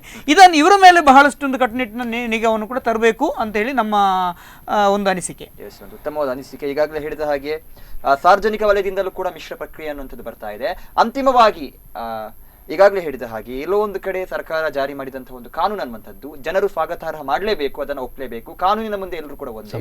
ಸೊ ಈಗಾಗಲೇ ಹೇಳಿದ ಹಾಗೆ ಅಂತಿಮವಾಗಿ ಕಾರ್ಯಕ್ರಮದ ಅಂತಿಮ ಹಂತಕ್ಕೆ ನಾವು ಬಂದಿದ್ದೇವೆ. ಸಂಕಪ್ಪ ಅವರೇ, ಅಂತಿಮವಾಗಿ ನಮ್ಮ ವೀಕ್ಷಕರಿಗೆ ಏನು ಹೇಳೋದಕ್ಕೆ ಇಷ್ಟಪಡ್ತೀರಾ? ಅಂತಿಮವಾಗಿ ನಾನು ಹೇಳೋದೇನೆಂದರೆ, ಈ ಕಾನೂನನ್ನು ಏನು ಇಂಟ್ರೊಡ್ಯೂಸ್ ಮಾಡಿದಾರ, ಈ ಕಾನೂನು ಅಡಿಯೊಳಗೆ ನಾವೆಲ್ಲರೂ ಕೆಲಸ ಮಾಡಿದರೆ ಈ ಕಾನೂನು ಏನೂ ಇಲ್ಲ. ಕಾನೂನಿನ ಅಡಿಯಲ್ಲಿ ಕೆಲಸ ಮಾಡಿದರೆ ಎಲ್ಲವೂ ನಮಗೆ ಎಲ್ಲರಿಗೂ ರಕ್ಷಣೆ ಆಗ್ತದೆ. ಫೈನ್ ಕೊಡೋದು ತಪ್ಪುತ್ತದೆ, ನಾವು ಒಳ್ಳೆ ರೀತಿಯಲ್ಲಿ ವ್ಯವಹಾರ ಮಾಡ್ಲಿಕ್ಕಾಗ್ತದೆ, ಒಳ್ಳೆ ರೀತಿಯಲ್ಲಿ ವಾಹನವನ್ನು ಚಲಾಯಿಸಲಿಕ್ಕಾಗ್ತದೆ, ಏನು ಯಾರಿಗೂ ತೊಂದರೆ ಇಲ್ಲದೆ, ಸಾರ್ವಜನಿಕರು ತೊಂದರೆ ಇಲ್ಲದೆ ಒಳ್ಳೆಯ ಜೀವನ ನಡೆಸಲಿಕ್ಕೆ ಸಾಧ್ಯತೆ ಆಗ್ತದೆ. ಇದರಲ್ಲಿ ಏನೂ ಪ್ರಾಬ್ಲಮ್ ಇಲ್ಲ. ಇದರಲ್ಲಿ ಮುಖ್ಯವಾಗಿ ನೋಡಬೇಕಾದ್ದು, ನಮ್ಮ ಗವರ್ಮೆಂಟ್ ಸುಮ್ಮಗೆ ಮಾಡಲಿಲ್ಲ, ಅದು ನಮ್ಮ ದೇಶದ ಪ್ರಜೆಗಳ ಹಿತದೃಷ್ಟಿಗೋಸ್ಕರವಾಗಿ ಮಾಡಿದ್ದಾರೆ. ಅದನ್ನು ಹಾಗಾದ್ರೆ ಮರುಪರಿಶೀಲನೆ ಮಾಡುವಂತ ಅವಶ್ಯಕತೆ ಇಲ್ಲ. ಎಸ್ ರಾಘವೇಂದ್ರ ಅವರು, ಅಂತಿಮವಾಗಿ ನಿಮ್ಮ ಒಂದು ಅಭಿಪ್ರಾಯ. ಮುಖ್ಯವಾಗಿ ಈಗ ಸರ್ ಹೇಳಿದಾಗೆ ಯಾವುದೇ ಕಾನೂನು ಇರ್ಬೋದು, ಆ ಕಾನೂನಿನ ನಮಗೆ ಗೊತ್ತಿಲ್ಲ, ನನಗೆ ಅದು ಕಾನೂನು ಉಂಟಂತ ಗೊತ್ತಿಲ್ಲ, ಹಾಗೆ ನಾನು ಆ್ಯಕ್ಷನ್ ಅಂತ ಹೇಳಲಿಕ್ಕಿಲ್ಲ. ಕಾನೂನು ಅಂದರೆ ಅದ್ರ ಬಗ್ಗೆ ಎಲ್ಲರೂ ನಾಗರಿಕರು ತಿಳ್ಕೊಳ್ಳೇಬೇಕು, ಅಲರ್ಟ್ ಆಗಲೇಬೇಕು. ಅದನ್ನು ಪತ್ರಿಕೆಯಲ್ಲಿ ತಿಳ್ಕೊಳ್ಳಿ, ಅದು ಟಿ ವಿ ಮಾಧ್ಯಮದ ಮೂಲಕ ತಿಳ್ಕೊಳ್ಬೇಕು. ಬಟ್ ಆ ತಿಳ್ಕೊಂಡ ನಂತರ ಏನು ಮಾಡಬೇಕಂದ್ರೆ ಅದರ ಪ್ರಕಾರ ನಡಿಬೇಕು. ನಾವು ಕಾನೂನು ನಂಗೆ ಗೊತ್ತುಂಟು, ಅವ್ರು ಪೊಲೀಸರು ಬರುವಾಗ ಮಾತ್ರ ನಾನು ಮಾಡ್ತೇನೆ, ಅಥವಾ ಇನ್ನೊಬ್ಬರು ಟ್ರಾಫಿಕ್ನವ್ರು ಬರುವಾಗ ಮಾತ್ರ ನಾನು ಅದಕ್ಕೆ ಅಲರ್ಟ್ ಆಗಿರ್ತೇನೆ, ಮತ್ತು ನಾನು ನನ್ನಷ್ಟಿಗೆ ಹೋಗ್ತೇನೆ ಅಂತ ಹೇಳಿದ್ರೆ ಆಗೋದಿಲ್ಲ. ಅಂದರೆ ಕಾನೂನಿನಲ್ಲಿ ಏನೆಲ್ಲ ಇದುಂಟು ಅದನ್ನು ಕರೆಕ್ಟಾಗಿ ನಾವು ಫಾಲೋ ಮಾಡಿದರೆ ಖಂಡಿತವಾಗಿ ಒಂದು 50% ಆಕ್ಸಿಡೆಂಟ್ ಕಡಿಮೆ ಆಗ್ಬೋದು, ಒಂದು 50% ರಸ್ತೆ ಮೂಲಕ ಆಗ್ಬೋದು, ಅದ್ರ ಇಲ್ಲ ಅಂತ ಹೇಳೋದಿಲ್ಲ. ಬಟ್ ಇದರ ಮೂಲಕ ನಮ್ಮ ನೆಗ್ಲಿಜೆನ್ಸಿಂದ ಕಡಿಮೆ ಆಗಲಿಕ್ಕೆ ಸಾಧ್ಯ. ಮನೋಜ್ ಅವರು, ಅಂತಿಮವಾಗಿ ಎಸ್ ಸರ್, ಜಿಲ್ಲಾಧಿಕಾರ ಮತ್ತು ಪೊಲೀಸ್ ಇಲಾಖೆ ಇದಕ್ಕೆ ಬೇಕಾದಂತಹ ಅವೇರ್ನೆಸ್ಸನ್ನು ಕ್ರಿಯೇಟ್ ಮಾಡಲಿಕ್ಕೆ ಪ್ರಯತ್ನ ಮಾಡಬೇಕು. JC ಅಂತ ಆರ್ಗನೈಸೇಷನ್ಗಳ ತರಬೇತುದಾರರು, JC ಅಂತ ಆರ್ಗನೈಸೇಷನ್ಗಳಲ್ಲಿ ಸಾವಿರಾರು ಜನ ತರಬೇತುದಾರರಿದ್ದಾರೆ. ದಯವಿಟ್ಟು ನಮ್ಮ ಒಂದು ತರಬೇತಿಯ ಒಂದು ಶಕ್ತಿಯನ್ನು ಬಳಸ್ಕೊಳ್ಳಿ ಅಂತ ರಿಕ್ವೆಸ್ಟ್ ಮಾಡ್ತಿದ್ದೇವೆ. ಉಚಿತವಾಗಿ ತರಬೇತಿ ಕೊಡಲಿಕ್ಕೆ ನಾವೆಲ್ಲ ಹೆಚ್ಚಿನ JC ತರಬೇತುದಾರರು ತಯಾರಿದ್ದಾರೆ. ನಮಗೆ ವಿಶೇಷವಾಗಿ ಇದರ ಬಗ್ಗೆ ಕಾರ್ಯಾಗಾರವನ್ನು ಮಾಡಿ ಈ ಜ್ಞಾನವನ್ನು ತುಂಬಿಸಿ ಇದನ್ನು ಹಳ್ಳಿಗಳಿಗೆ, ಹಳ್ಳಿಯಿಂದ ದಿಲ್ಲಿವರೆಗೆ ಪ್ರತಿ ಶಾಲಾ ಕಾಲೇಜುಗಳಿಗೆ, ಪ್ರತಿ ಸಂಘ ಸಂಸ್ಥೆಗಳಿಗೆ, ಪ್ರತಿ ಊರಿನ ನಾಗರಿಕರಿಗೆ ತಲುಪಿಸಲಿಕ್ಕೆ ನಮ್ಮಂಥವ್ರನ್ನು ಬಳಸ್ಕೊಳ್ಳಿ ಅಂತೇಳಿ ನಾನು ಜಿಲ್ಲಾಧಿಕಾರವನ್ನು, ಪೊಲೀಸ್ ಡಿಪಾರ್ಟ್ಮೆಂಟ್ನಾಗಲಿ ಸರ್ಕಾರವನ್ನು ನಾನು ವಿನಂತಿಸ್ಕೊಳ್ತಾ ಇದ್ದೇನೆ. ಹಾಗೆ ಆ ಮೂಲಕ ಅವೇರ್ನೆಸ್ ಕ್ರಿಯೇಟ್ ಆಗಲಿ, ಜನ ತಮ್ಮ ರಕ್ಷಣೆಗಾಗಿ ಕೆಲಸ ಮಾಡಲಿ, ಇನ್ನೊಬ್ಬರನ್ನ ಪ್ರಾಣ ಉಳಿಸುವತ್ತ ಕೂಡ ಒಂದು ದಿಟ್ಟ ಹೆಜ್ಜೆಯನ್ನು ಇಡ್ಲಿ ಅಂತೇಳಿ ನಾನು ಕೇಳಿಕೊಳ್ಳಿಕ್ಕೆ ಬಯಸ್ತಾ ಇದ್ದೇನೆ. ಧನ್ಯವಾದ. ನಿಮ್ಮೆಲ್ಲರಿಗೂ ಕೂಡ ಕಾರ್ಯಕ್ರಮದಲ್ಲಿ ಭಾಗವಹಿಸಿ ನಮ್ಮ ವೀಕ್ಷಕರಿಗೆ ಉತ್ತಮವಾದ ಮಾಹಿತಿಯನ್ನು ನೀಡ್ತೇನೆ. ಧನ್ಯವಾದ. ಎಸ್, ಈಗಾಗಲೇ ಹೇಳಿದ ಹಾಗೆ ಕೇಂದ್ರ ಸರ್ಕಾರ ಅನ್ನುವಂಥದ್ದು ಈ ಒಂದು ಮಸೂದೆಯಲ್ಲಿ ತಿದ್ದುಪಡಿಯನ್ನು ತಂದಿರುವಂಥದ್ದು. ಸೊ ಜನರು ಕೂಡ ಕಾನೂನಿನ ಅಡಿಯಲ್ಲಿ ಇದಕ್ಕೆ ಗೌರವವನ್ನು ಕೊಟ್ಟು ಇದನ್ನು ಪಾಲಿಸಬೇಕಾಗಿದೆ. ಇದಕ್ಕೂ ಪ್ರಮುಖವಾಗಿ ದಂಡವನ್ನು ಕಟ್ಟಬೇಕು ಅನ್ನುವಂಥ ಮನಸ್ಥಿತಿ ಇರಬಾರ್ದು. ಸಂಚಾರಿ ನಿಯಮಗಳನ್ನು ನಾವು ಪಾಲಿಸಬೇಕು. ನಮ್ಮ ರಕ್ಷಣೆಗೋಸ್ಕರ ಸಂಚಾರಿ ನಿಯಮವನ್ನು ಸರ್ಕಾರ ಅನ್ನುವಂಥದ್ದು ರೂಪಿಸಿದೆ ಅನ್ನುವಂಥದ್ದನ್ನು ಅರ್ಥ ಮಾಡಿಕೊಂಡ್ರೆ ಬಹುಶಃ ಮುಂಬರುವ ದಿನಗಳಲ್ಲಿ ಅಪಘಾತದ ಸಂಖ್ಯೆ ಅನ್ನುವಂಥದ್ದು ಕೂಡ ಕಮ್ಮಿ ಆಗುತ್ತೆ. ಹಾಗೆಯೇ ನಮ್ಮ ರಸ್ತೆ ವ್ಯವಸ್ಥೆ ಆಗಿರ್ಬೋದು ಅಥವಾ ಸಂಚಾರಿ ನಿಯಮಗಳೆಲ್ಲ ಆಗಿರುವಂತಹ ಏರುಪೇರುಗಳೇನಿದೆ ಇದನ್ನ ಕೂಡ ಸರಿಪಡಿಸುವತ್ತ ಕೇಂದ್ರ ಸರ್ಕಾರ ಗಮನವನ್ನು ಕೊಡಬೇಕು. ಜನರು ಕೊಡುವಂತಹ ದೂರುಗಳ ಕುರಿತಾಗಿ ಕೂಡ ಹೆಚ್ಚಿನ ಗಮನವನ್ನು ಕೊಟ್ಟರೆ ಎಲ್ಲೋ ಒಂದು ಕಡೆ ಜನರು ಕೂಡ ಸುರಕ್ಷೆಯಲ್ಲಿ ಇರ್ತಾರೆ, ಕೊಡುವಂಥ ವ್ಯವಸ್ಥೆ ಕೂಡ ಸುರಕ್ಷಿತವಾಗಿರುತ್ತೆ, ದೇಶವು ಕೂಡ ಅಭಿವೃದ್ಧಿಯನ್ನು ಕಾಣುತ್ತೆ. ಸೊ ಇದಾಗಿರುತ್ತೆ ಇವತ್ತಿನ ವಿಶೇಷ. ನಿರಂತರ ಸುದ್ದಿ ಮತ್ತು ಮನೋರಂಜನೆಗಾಗಿ ನೋಡ್ತಾ ಇರಿ ಸ್ಪಂದನ.